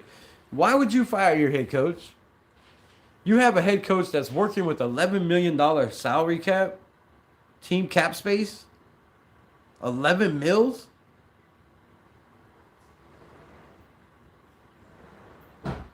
And you fired your head coach and you're keeping your general manager? Bro, I think Brandon Bean needs to needs to be beamed out of the building. Like, you need some money management over there. You got guys making way too much money that don't seem to be producing for what they're getting over there. And then you got a head coach that's in the playoffs, averaging with $11 million cap space. $11 million cap space. That's not even that's not even a player, bro. Like, how do you even afford to play? Their total cap liabilities are $308 million. $308 million. The offense side of the ball, 1,700 or 179 million. Defensive side of the ball, 120 million. So, I mean, it's pretty even, right? You're paying $50 million more on the offensive side of the ball. That's Josh Allen money. You just got bad contracts, bad management, bad personnel choices, and to me, that's got to be on the GM. So I think the Buffalo Bills made the biggest mistake that they could possibly ever make in getting rid of McDermott and keeping that GM. I think it should have been the other way around, if you're asking my opinion.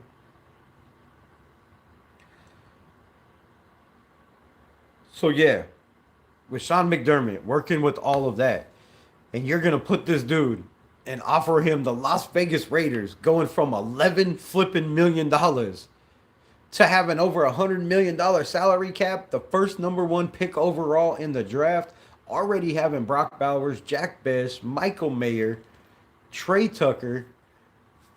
I mean, a Colton Miller, right?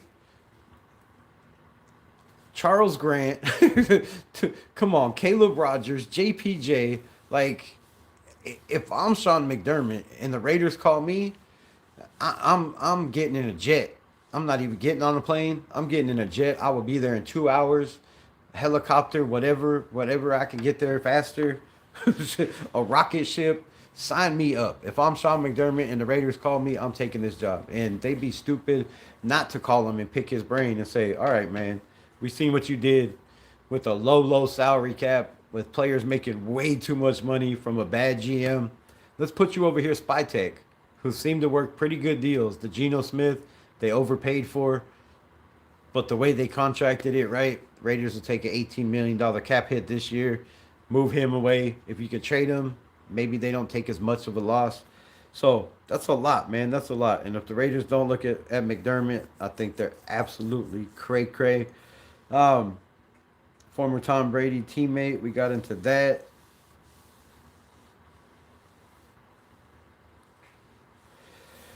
All right, 18 people in the building. Let me know your thoughts. I'll get to the rest of these comments, and then I'll get to the last couple topics, and then we'll get the hell off here. It's been an hour and 30 minutes.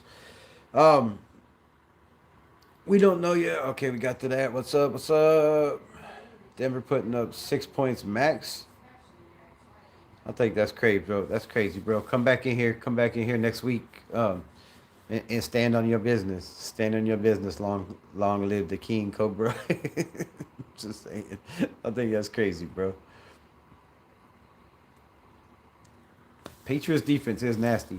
That team is together. They're playing tight as a group, and the Patriots. If the toughest side of the ball right now to me is their defense. Caleb on chasing. They got um, two great linebackers over there, Robert Spillane and damn it, what's the fool that I wanted to be a Raider? Um, I don't know. Anyways, I know Stidham ain't gonna score a touchdown. Shit, Stidham might run a touchdown in. You never know. I'm predicting it now. I think I'm gonna go place my bets.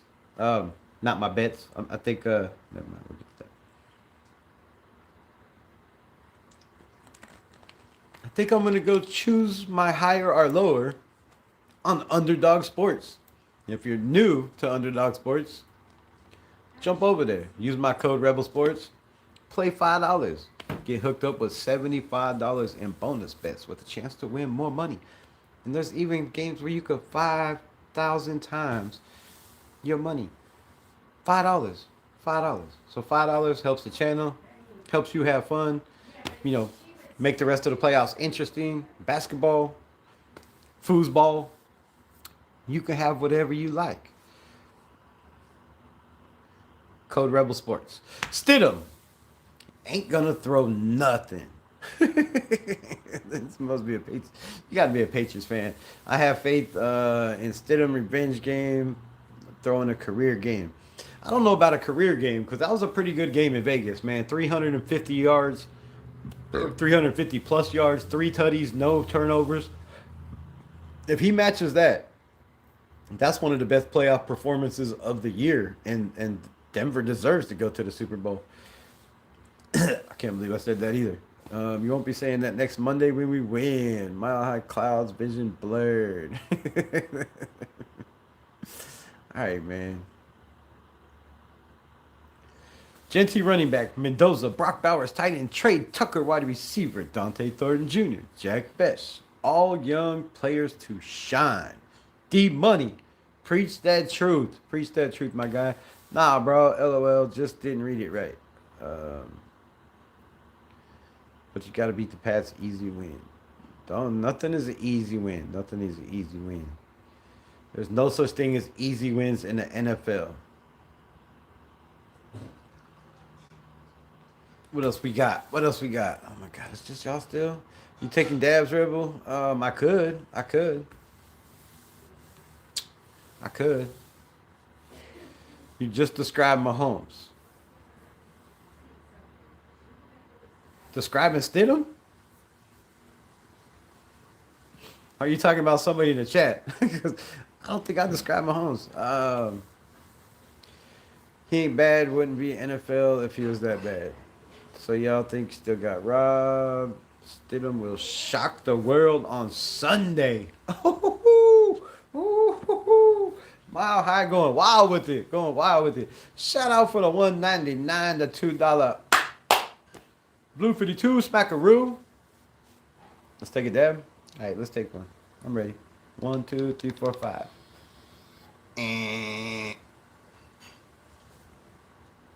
1, 2, 3, 4, 5. Who's gonna be our head coach? It's me. It's me. It's gonna be me. Thanks, Raiders Unleashed. Maybe he will see it. Give my man a chance. I mean, even the Raider fan is giving Stidham a chance. And not just because he was a Raider. Okay, probably just because he was a Raider. I'm not going to lie. That's probably the only reason. It's probably the only reason. Once a Raider, always a Raider. Broncos win the Super Bowl. The debate is over. Yes, it is. Rick Diaz. I'm happy that the Niners lost to Seattle. If the Niners hated them, Broncos. Hold on, time out. I got this.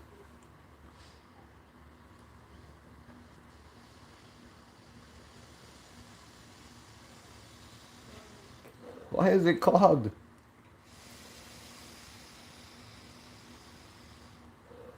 Don't come take my spot because I'm leaning forward. Damn it, cat.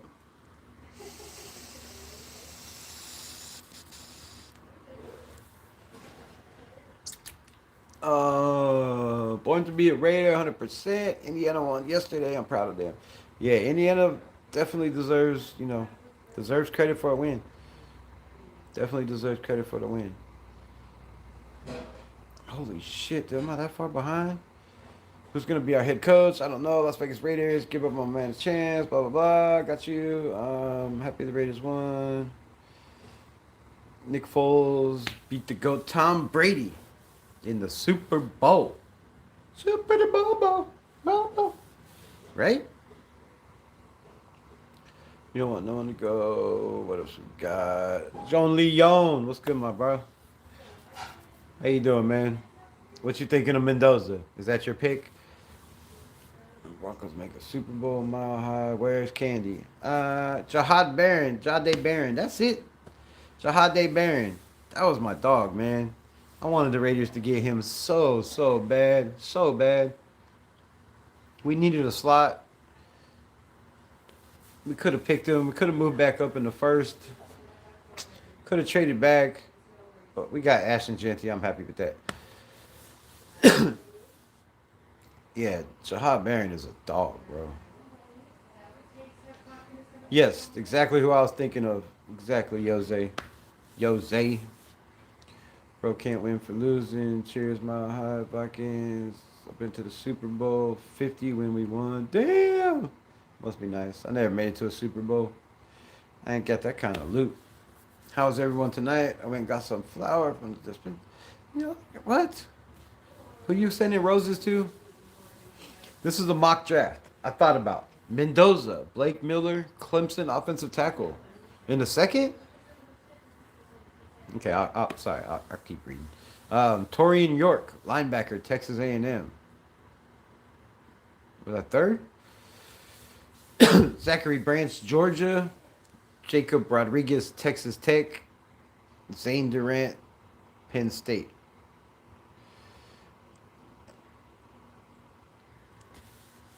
I would, I like the Mendoza.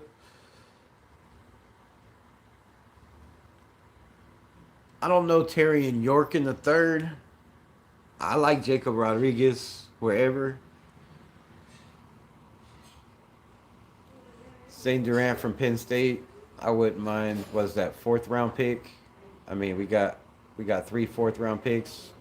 I wouldn't mind that. It's a decent mock draft. I like it. I mean, damn. Rosetown, what you mean, damn? That's the only comment you got? I mean, damn. um, I don't know. Some rainbow raspberry runts or some shit. Thank you, God, I'm not a Raiders fan. Thank you, God, you're not a Raiders fan, too. We don't want you to be a Raiders fan. Put permanent cherries and flowers and cherries up from the dispense. Nice. Gonna need more than Mendoza. What? You're higher than a kite? Nice. Kites could get pretty high, bro. It could get pretty high, bro. Nah. We had good DTs and defensive ends. The Raiders, I think we got good defensive tackles. Now, if they put Tonka Hemingway at defensive end, I think it'll work. The dude's got, he's got damn good get off. He's got violent hands. He's got pretty good bend for a big man, and he's strong as hell. But I would rather have him on the inside if we had another end that could take his place. But yeah, I like our D line. Highest paid players are coaches and ex-coaches. Why is that? That's weird. Candy turned you into a Raiders fan? Nice. Shout out Candy Angel for flipping people. What do you... who do you think is going to the Super Bowl? Shout out for the $2 smackaroo.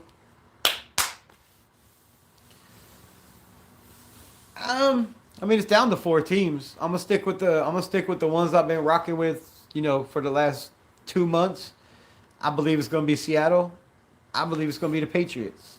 I believe it's gonna be Seattle and the Patriots. revenge match, revenge Super Bowl, whatever you want to call it. I think that's gonna be it. I think that's gonna be it. Is that who I want to see? Well, I don't want to see the Broncos. I would love to see the Rams, just because that's the only LA team in it, and I'm an LA boy, so I would root for the Rams. I want it to be the Rams. I would like it to be Rams and Broncos, so the Rams could beat the shit out of the Broncos. But I just have a feeling it's going to be Seattle and the Patriots. And if your team picks to go to the Super Bowl, who do you think is going to win? Who do I think is going to win? Well, yeah, you're the only Broncos fan here. Did you not see the Raiders? Like, bro, what did you expect? Did you expect more Broncos fans in a Raiders chat? I think your expectations are a little high. Do a bong hit.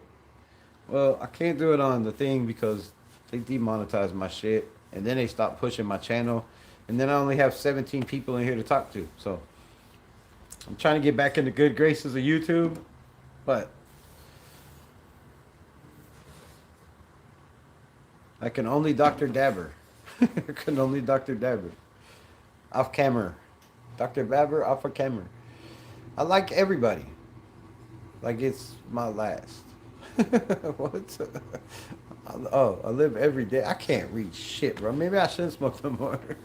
I live every day like it's my last. I don't know what the hell I thought that said. Like I cannot read, bro. Do you think Bills were robbed? I think the Bills shouldn't have been put in that situation to leave it in the refs' hands, right? I think you got to do a better job.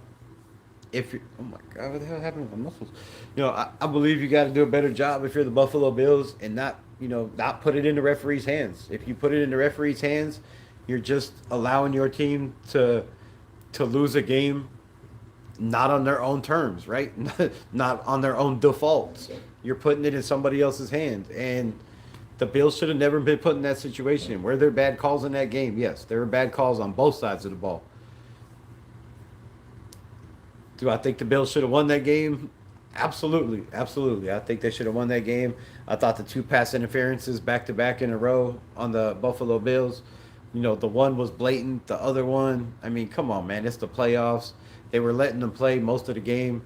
They called a couple shitty ones. They didn't call one on the Buffalo, or they called one on the Buffalo Bills that wasn't even close to as bad as the one that are. They called one on the Broncos that wasn't even close as bad to the one on the Bills. So, robbed. I mean, I don't know. They still had an opportunity to play defense, and their defense couldn't get the job done. So you can't blame it on the refs because they still could have held them out of the end zone, right? They just couldn't. Do you think Rosie O'Donnell's attractive? Hell yeah. I would clap them cheeks, bro. Rosie O'Donnell is hot. Bro. Shit.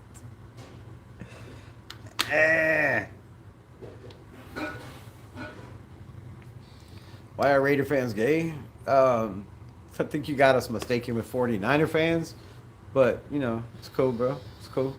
We get mistaken for 49er fans because we both from the Bay, all the time.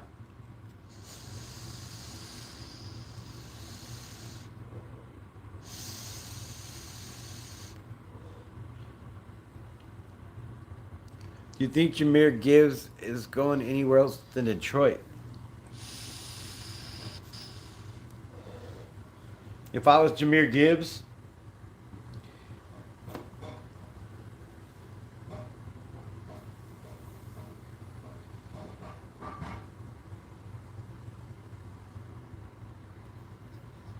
what? Did Mike McDaniel just sign with the? Did Mike McDaniel just sign with the Chargers? Hold on. I just got a text that said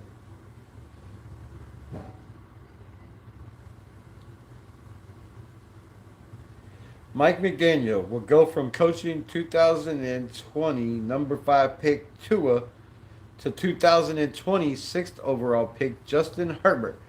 Former Dolphins head coach Mike McDaniels is expected to join the Chargers and their new offensive coordinator per Adam Sheffy. So Adam Shefty says Mike McDaniel obviously got pissed off by something the Raiders did. And Spytek and Brady and Mark Davis, something had to have happened because it wasn't just 2 hours ago. They were talking about, and I was talking about when I came on here, about Mike McDaniel canceling the head coaching second interview, taking his name out of the running for the Cleveland Browns job. And it was down to head coaching the Steelers and head coaching the Raiders. And instead of head coaching the Steelers and Raiders, Mike McDaniel decides to go with Jim Harbaugh and the Chargers? Oh, that's bad news for the Raiders. That's bad news for the Raiders. Bad news for the Raiders. Oh, my goodness. All right, so with the breaking news of possibly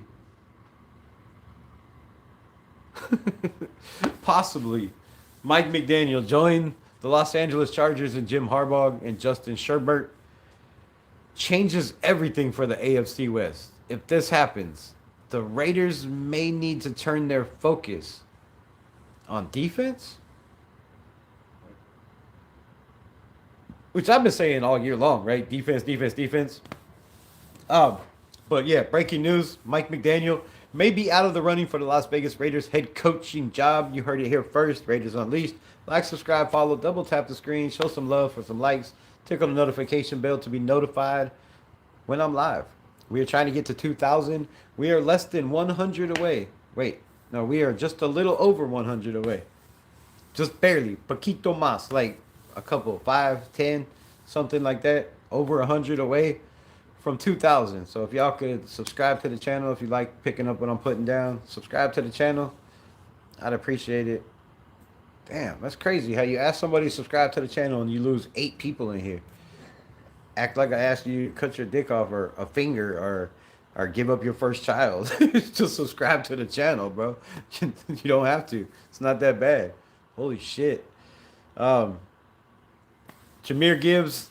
I mean, if I'm Jahmyr Gibbs, you're looking at the Detroit Lions. They can't get over the hump. You know, they got a good quarterback. They lost their offensive coordinator. They lost their defensive coordinator. It looks like it's starting to be a rebuild. You know, if they don't win this year, does Jahmyr Gibbs want to take that chance and re-sign? I don't know. If I'm Jahmyr Gibbs, I'm testing the waters in free agency. I think you could be one of the highest paid running backs, you know, in the history.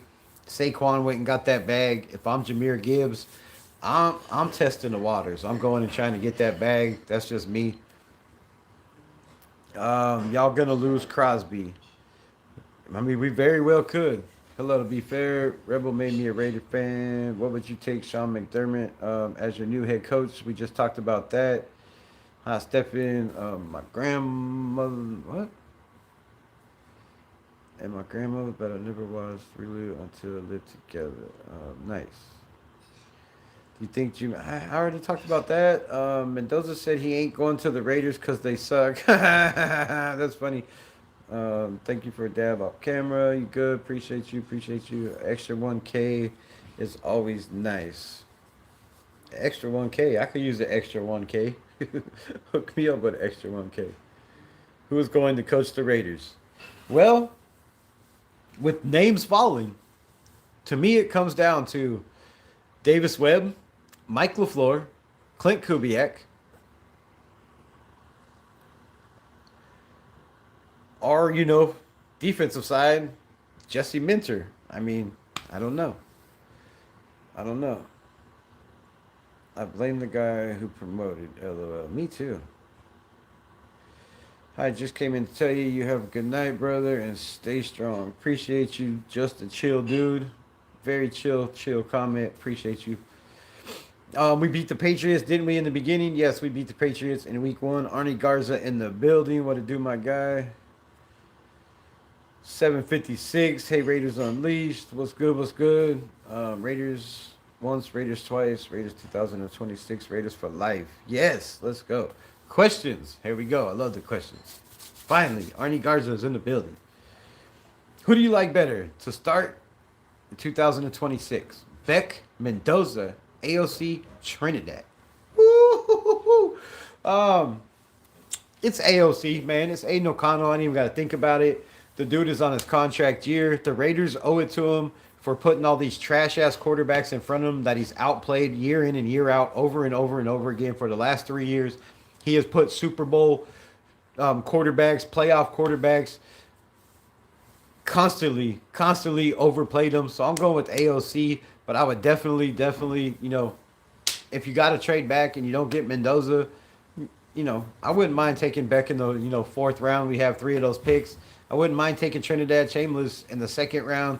So out of all those quarterbacks, Beck, Mendoza, or Trinidad, I don't feel like none of those are ready to start day one. And I guarantee you AOC is way better developed in the NFL. You don't go in and beat the Kansas City Chiefs. You don't go in and throw 340 yards and 2 touchdowns against the Kansas City Chiefs last year. One of the only players to throw for over 300 yards, 2 touchdowns, 0 turnovers against the Chiefs. You don't do that in the NFL if you're a shitty quarterback against one of the top defenses, that's been in a Super Bowl 3 times in the last 5 years. So I'm going with AOC, but I would draft either one of those. If I have my choice of the draft, it's Trinidad Chambliss. He just brings too much to the table on upside of being able to scramble like Caleb Williams, being able to make those crazy off-throw plays, being able to throw from one side of the hash to the damn corner of the end zone, 40 yards downfield. Mendoza doesn't have that. He will never have that. It's not something you can teach. It's not something you can develop. So to me, it's Trinidad Chambliss. McDaniels is a very good OC, yes, and the Raiders are gonna be Rosetown in the building. Raiders.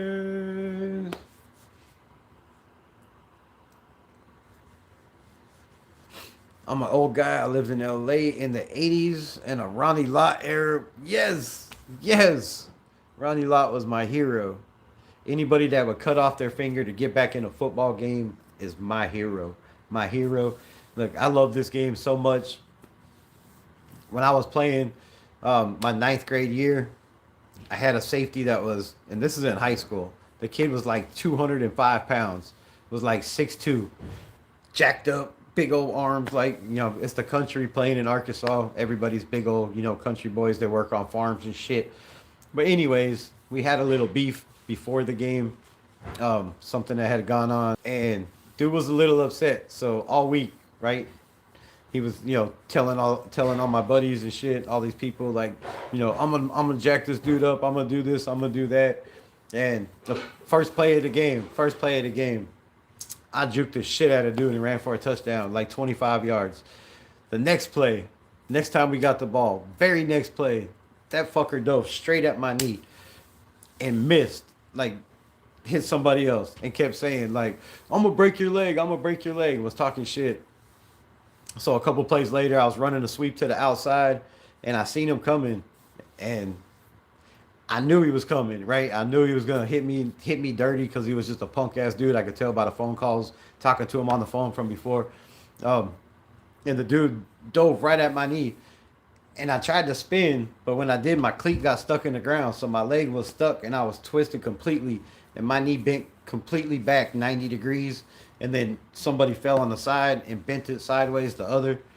Anyways, to make a long story short, like, my shit was jacked. So coach on the sideline, they get me to the sideline, and he had to pop my knee back into place both ways. And shit, my dumbass was trying to go back in the game. I'm like, I can walk. Coach was like, you can't walk. I was like, I'm good. No, I'm good. They popped it back into place. I can walk. Little did I know I had torn my ACL, my MCL, and there was no cartilage left in my knee. I shredded the shit out of it when it turned this way. And I was thinking, yeah, I could walk. And he's like, show me. And I got up and just fell. Took one step and collapsed. Had no power in the leg. But adrenaline, right? Adrenaline. I was like, man, I ain't hurt. So having dogs, bro. Having dogs.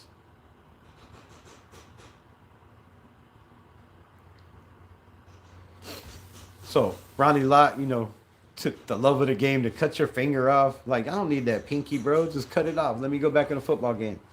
It's crazy. and a man that would take your head off and knock your soul out of the body. Too bad he wasn't a Raider for longer though. Would you rock the Mark Davis hairstyle? Uh, for a Super Bowl? I mean, I cut my hair like that if they won a Super Bowl. If somebody won the bet. Furpo in the building. Raiders. What's good, my guy? Appreciate you. Raiders. Good. Glad we went to LA. I didn't want a phony Montana dude anyway. Frank Weber in the building. Raiders got town. Brady, partial owner, might help steer the ship in the right direction. First, they need to get the ship back to afloat, right? It's like half of it is underwater and the other half is above water. And a ship can't roll like that, right? It's got to be on top of the water so it could, most of it, so it could go. And right now, it's a sinking ship. So we got to get that bitch back afloat. And then worry about steering in the right direction. I guess we kind of need a coach to steer it in the right direction, but I don't know. I don't have as much faith in Tom Brady as everybody else, and I never did from day one, right? The Michael Jordan scenario, Magic Johnson scenarios, like, okay, Magic helped, but he had a lot of help. Shout out for the $1.99 Raiders. But, just because you're a great player and just because you have a great mind and can, pick apart, talent on the other side by watching film doesn't make you a great owner. Doesn't mean you're going to be a great evaluator of talent when it comes to a coaching staff, right? Doesn't mean you're not going to have, somebody just come in and talk your ear off because they know the type of Tom Brady is. All you have to do is Google on the internet, right? Anything about Tom Brady, listen to his interviews and take all that information and go in there and wow him with everything he wants to hear, and you be the next head coach. So, so I don't know, man. I don't know.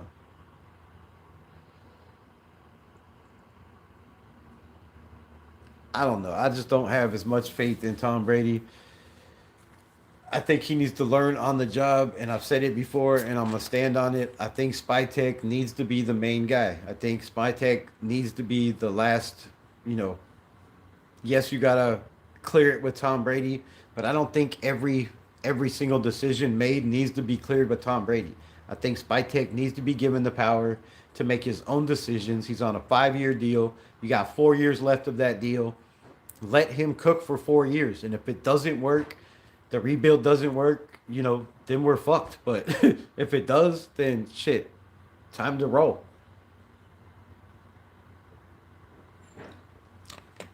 Yeah, Carson Beck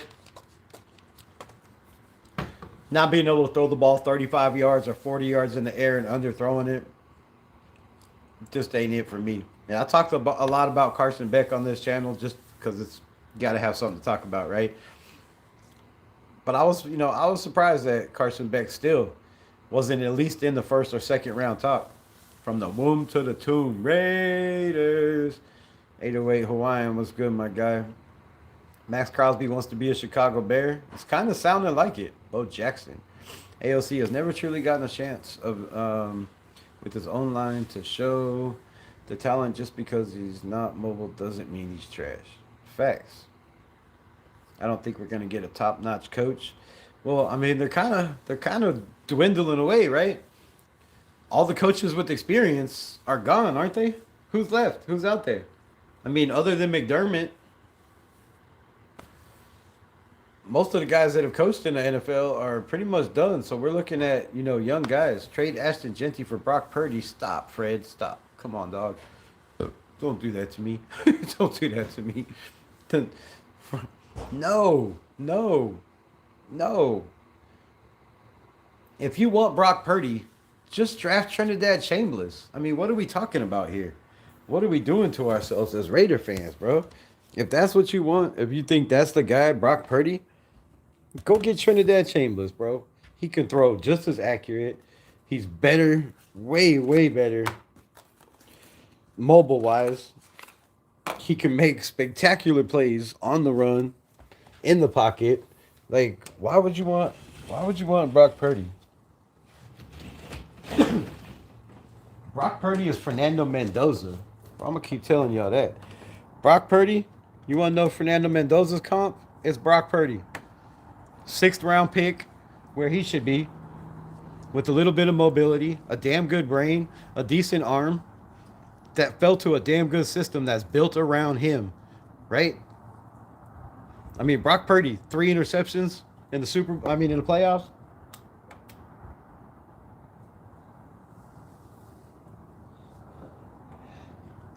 A guy that has Christian McCaffrey, has one of the biggest offensive linemen I've ever seen in my life at left tackle.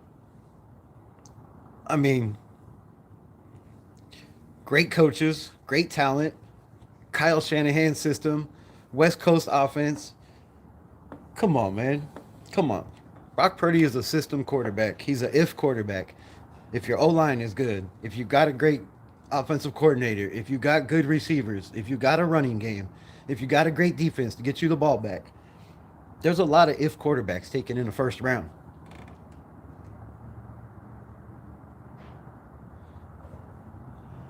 And that doesn't mean they're bad. There's nothing against, if quarterbacks. You just got to make sure you put the right ifs around them. And that's what the 49ers did with Brock Purdy. That's what the Patriots did with Tom Brady. That's what every team that has ever won a Super Bowl has done. They build around the quarterback to their strengths. And if you don't build to their strengths, then you just make the playoffs and lose.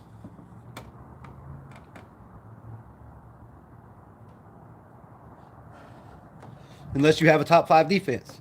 Well, then that's a different story.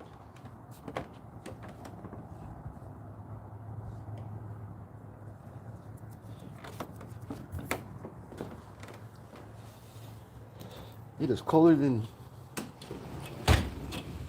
Alaska out there. Why is it so cold? Why? Holy stick shits.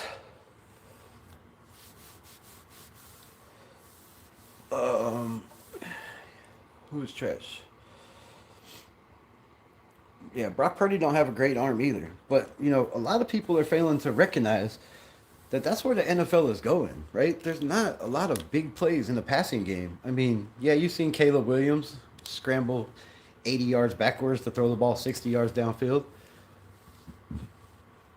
But it's turned into a run game. It's turned into a defensive league. Again, it just constantly rolls around. And right now, defense is winning. Defense is winning, continues to win. No matter how good your quarterback is, no matter how good your offensive is, defenses are shutting it down. And if you have a good defense, it doesn't matter how great your quarterback is if they don't have a great defense too. And that's proven every game of the playoffs so far. It's come down to the most complete team, special teams, offense, defense, all 3 phases. If you don't have those, shit, you can be cooked in the NFL. Y'all just need to buy a new ship. Yes. Yes. That ship is old. It's funky. The wood is chipped off. It's falling apart. Yes. Yes, we need a whole new ship. A big no on Croc Turdy. Croc Turdy. Raiders. What's good, my guy? No, I just had to get some cold air, bro. I just had to get some cold air.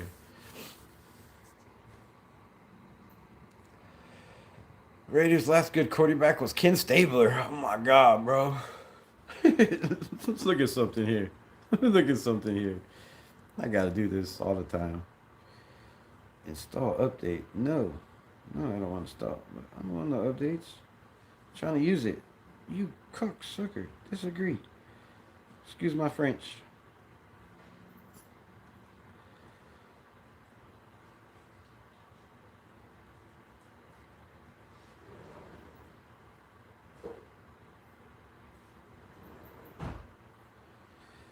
Ooh, my bad.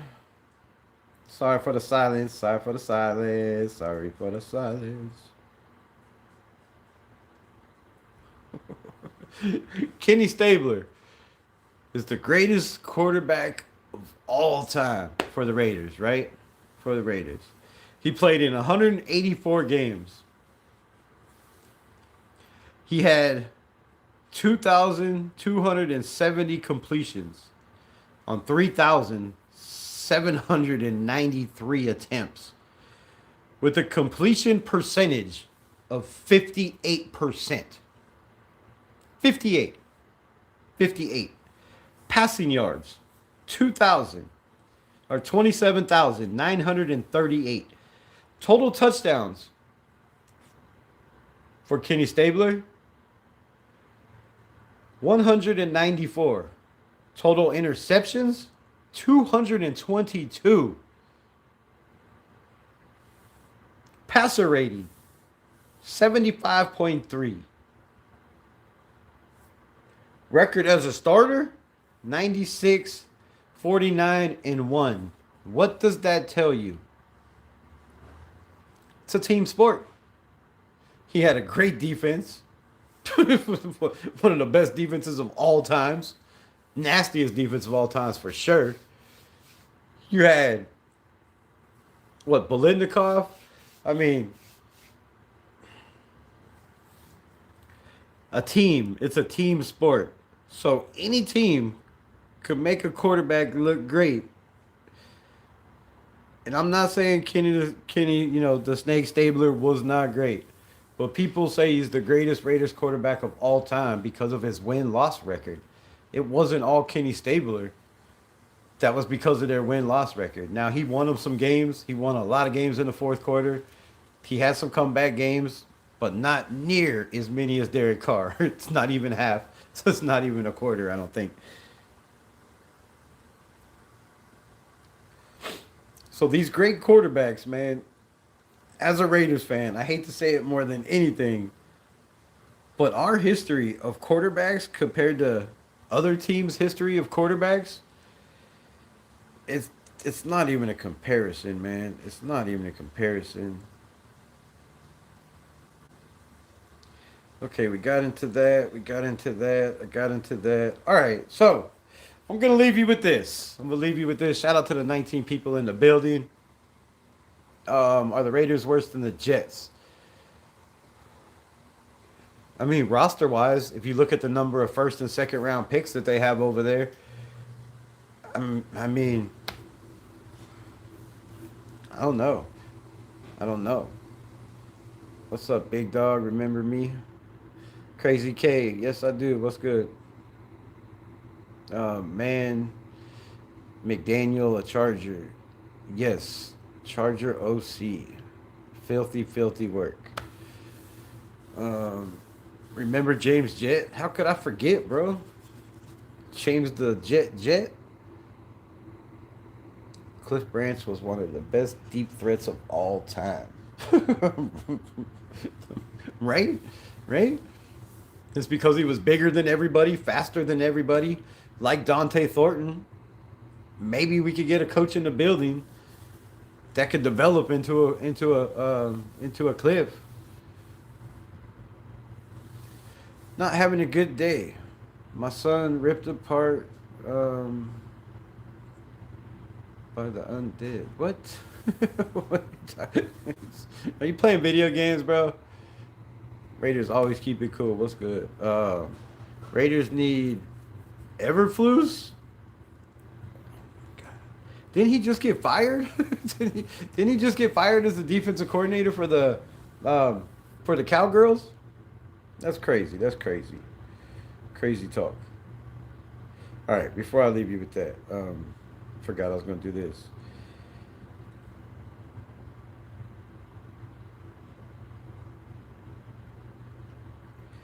I will leave you with this. CFP stats maybe? No. Damn it. Where the hell is this at?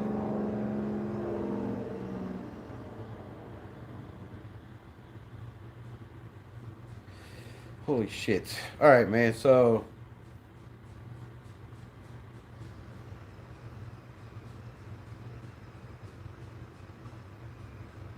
that ain't it either.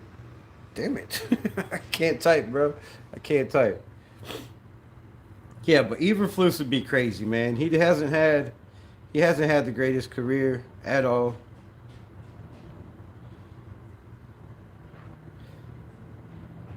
Man. College football championship stats. Box scores. Let's try this shit.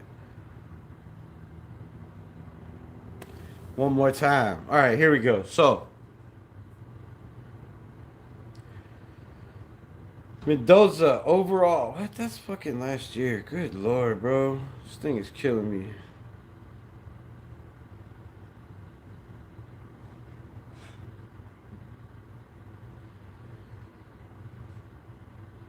Trying to talk about some players I was trying to highlight. It's not giving me the damn scores.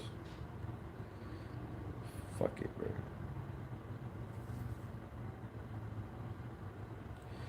Finally, here we go. What the hell is going on with my damn thing? All right, so Carson Beck put up 32 attempts with only 19 completions. Man, that's a rough day for Carson Beck. That's a rough day. 232 yards, average 7.3. Had one touchdown, the interception at the end of the game with the 86.2 QBR. Fletcher. Damn, Mark Fletcher, right? Is only a freshman, I do believe. Can't even come out of the draft if he wanted to. I think has one more year. 17 carries, 112 yards, 2 tutties, 6.6 with a long of 52. Malachi Tony, another kid that's a freshman. Miami's going to be set for the next couple years. Can't even come out. Malachi Tony put up 10 receptions for 122 yards. Averaged 12.2 a catch with a touchdown. Long 41. Crazy numbers. CJ Daniels, 4 catches, 62 yards. I mean, damn respectable. Damn respectable. On the defense, Ruben Bain, 8 tackles, 5 solo, 1 sack, 2.5 tackles for a loss. That's crazy numbers. My guy, Akeem Mesidor, 3 tackles, 2 solo, 2 sacks, 2 tackles for a loss.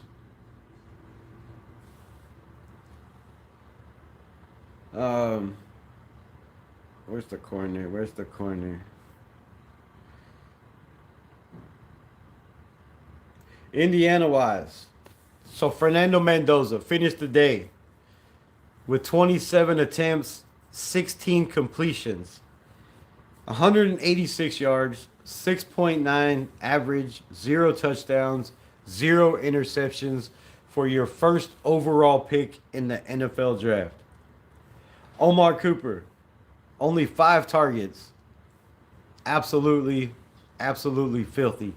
71 yards, average 14.2 a catch. 14.2. So, if you're looking at Mendoza and you're telling me that this dude is the reason Indiana won a national championship, or he should be the number 1 pick overall, you have to look at these stats. 5 catches, 71 yards, 4.2 average, 25 long for Omar Cooper. Charlie Becker, 4 targets, 65 yards, averaged 16.3 per catch. Long 19. Elijah Surratt had a rough day. 3 receptions, 28 yards. Still 9.3 a catch. Riley Nowakowski, the tight end slash fullback. Which, man, I wish the Raiders would pick this dude up. We need a fullback so bad. We need a fullback so bad. 2 targets, 5 catches, 2.5 average yards, or 5 yards. Not very good. Miami did a damn good job holding their defense. Lewis Moore, 7 tackles, 4 solo. Jeremy Sharp, man, this kid is a baller. I would love the Raiders to look at this young man in the draft. Jeremy Sharp had 6 total tackles, 5 solo. D'Angelo Pounds had 5 tackles, all solo. Had 1 pass breakup or 3 pass breakups, 1 for Sharp. Malachi Kamara had 4 tackles, 3 solo. He will be entering the draft as well. Aiden Fisher, 4 tackles, 1 solo, 1 sack, 1 tackle for a loss. Isaiah Jones also had a pass breakup and a touchdown. 2 tackles. Was there an interception for a touchdown in that game? Did I miss that? Yeah, so those are the stats, man. There was some definitely some players that I'm sure Mark Davis, Tom Brady, and the rest of the crew were scouting in the building. Spytech, he's with that offensive line. I appreciate everybody rocking with you. I'm gonna leave you with this. Mendoza got lucky. Mendoza got lucky and got at a cow when his record was ass. I've said it before. I was one with the pineapple thing on the one side. What? What poor soul the Raiders fans are going to draft and ruin their career. Well, it's looking like Mendoza is the pick, but it's the NFL draft. Anything could change at any given day. And I'm going to leave y'all with this.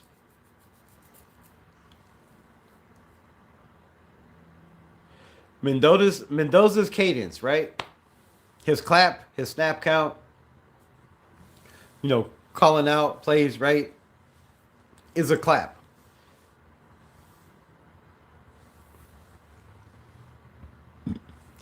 Never been in a huddle. Runs a RPO way too much, especially in the championship game. Out of shotgun. Pretty much every play is out of shotgun. We've seen how this translates to the NFL with guys coming in that only run a shotgun-based system and an RPO-based system in the NFL. It doesn't always translate good unless you are a Jackson Dart and you have the mobility to make people miss, the toughness to run over people, to pick up first downs. Can Mendoza do this on a consistent basis? I am not sure. But go do your research. How has it worked out for quarterbacks taking it any round? How long do the Raiders, suits and brass, believe this rebuild is going to take? And do you draft a quarterback, number 1, overall, who might not be ready for a year this year in the NFL and possibly the next year in the NFL? If you can't grasp the speed, the defenses, the disguised defenses, the speed of the defensive line, the speed of the linebackers, the speed of the corners, breaking on these comeback routes, right?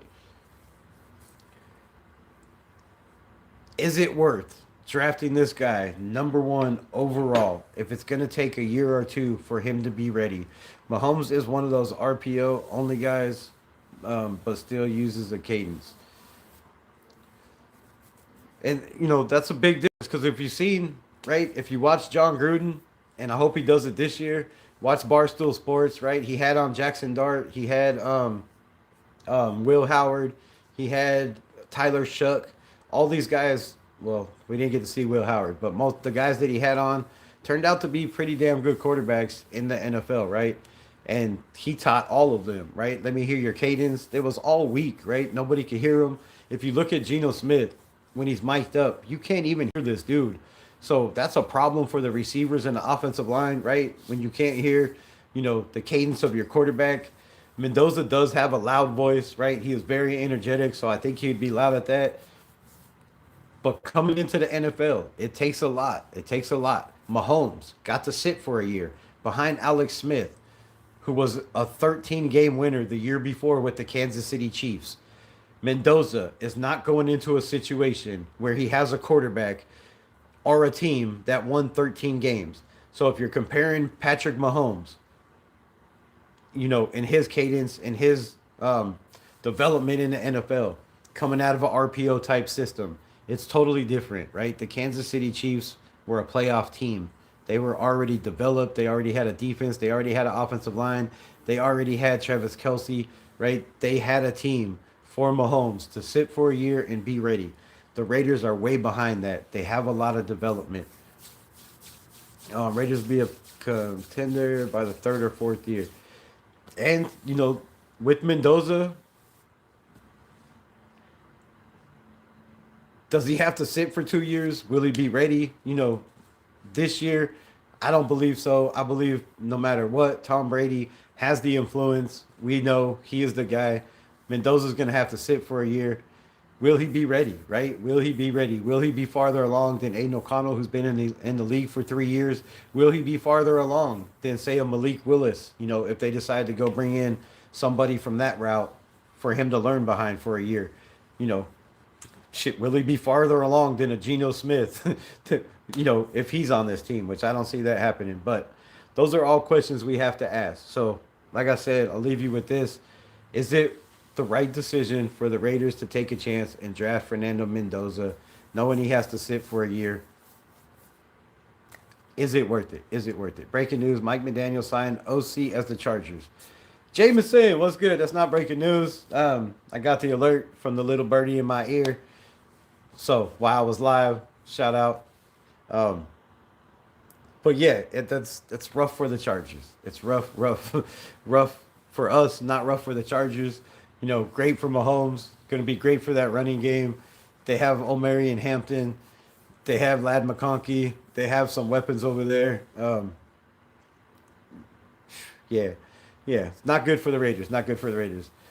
Team has lots of needs. Hopefully, they can get it done in free agency. Yes, we need to get it done in free agency. But I always say, and I'm going to continue to say, free agency is a lot of players that didn't make it on other teams. A lot of players that were drafted way too high, had way too high expectations, and they failed to meet those expectations, and they were released and not paid their fifth-year option. Or they're making way too much money and the team is going in another direction. So free agents, 90% of them are players that teams can't afford, are teams that do not make the roster or are good enough for the team they were on, and they let them go. So you could get lucky in free agency sometimes, with those guys making too much money that are still good. You can get lucky with guys, like a Kayvon Chasen that was drafted in the first round to the Carolina, or to whoever he was drafted to. And then the Carolina Panthers let him go and the Raiders scooped up on him, right? You can always find those guys in free agency, but how often does it happen? There's a reason these offensive linemen, making the money they are, were let go from the team. It's because they drafted somebody behind them or they brought in somebody that's better than them. So free agency is hit or miss even more than the draft. And I believe this draft, Spytek has to hit 100%. And you have a lot of holes to fill, and you're gonna have to depend on a lot of third second, and first year players next year, whoever comes in as the head coach. So that's what I got for y'all, man. 2.5 hours. I appreciate y'all. Much love. Shout out to everybody in the building that rocked with me. I appreciate everybody that hit the like button. Everybody that didn't hit the like button or subscribe to the channel. Damn, I don't know how you sleep at night, but protect your mind, protect your body, protect your health. Always protect your mental health. And if you ever need to talk, man, the number's on the community channel. Hit me up. Love y'all. Appreciate y'all. Much love. Peace. Raiders need a new head coach.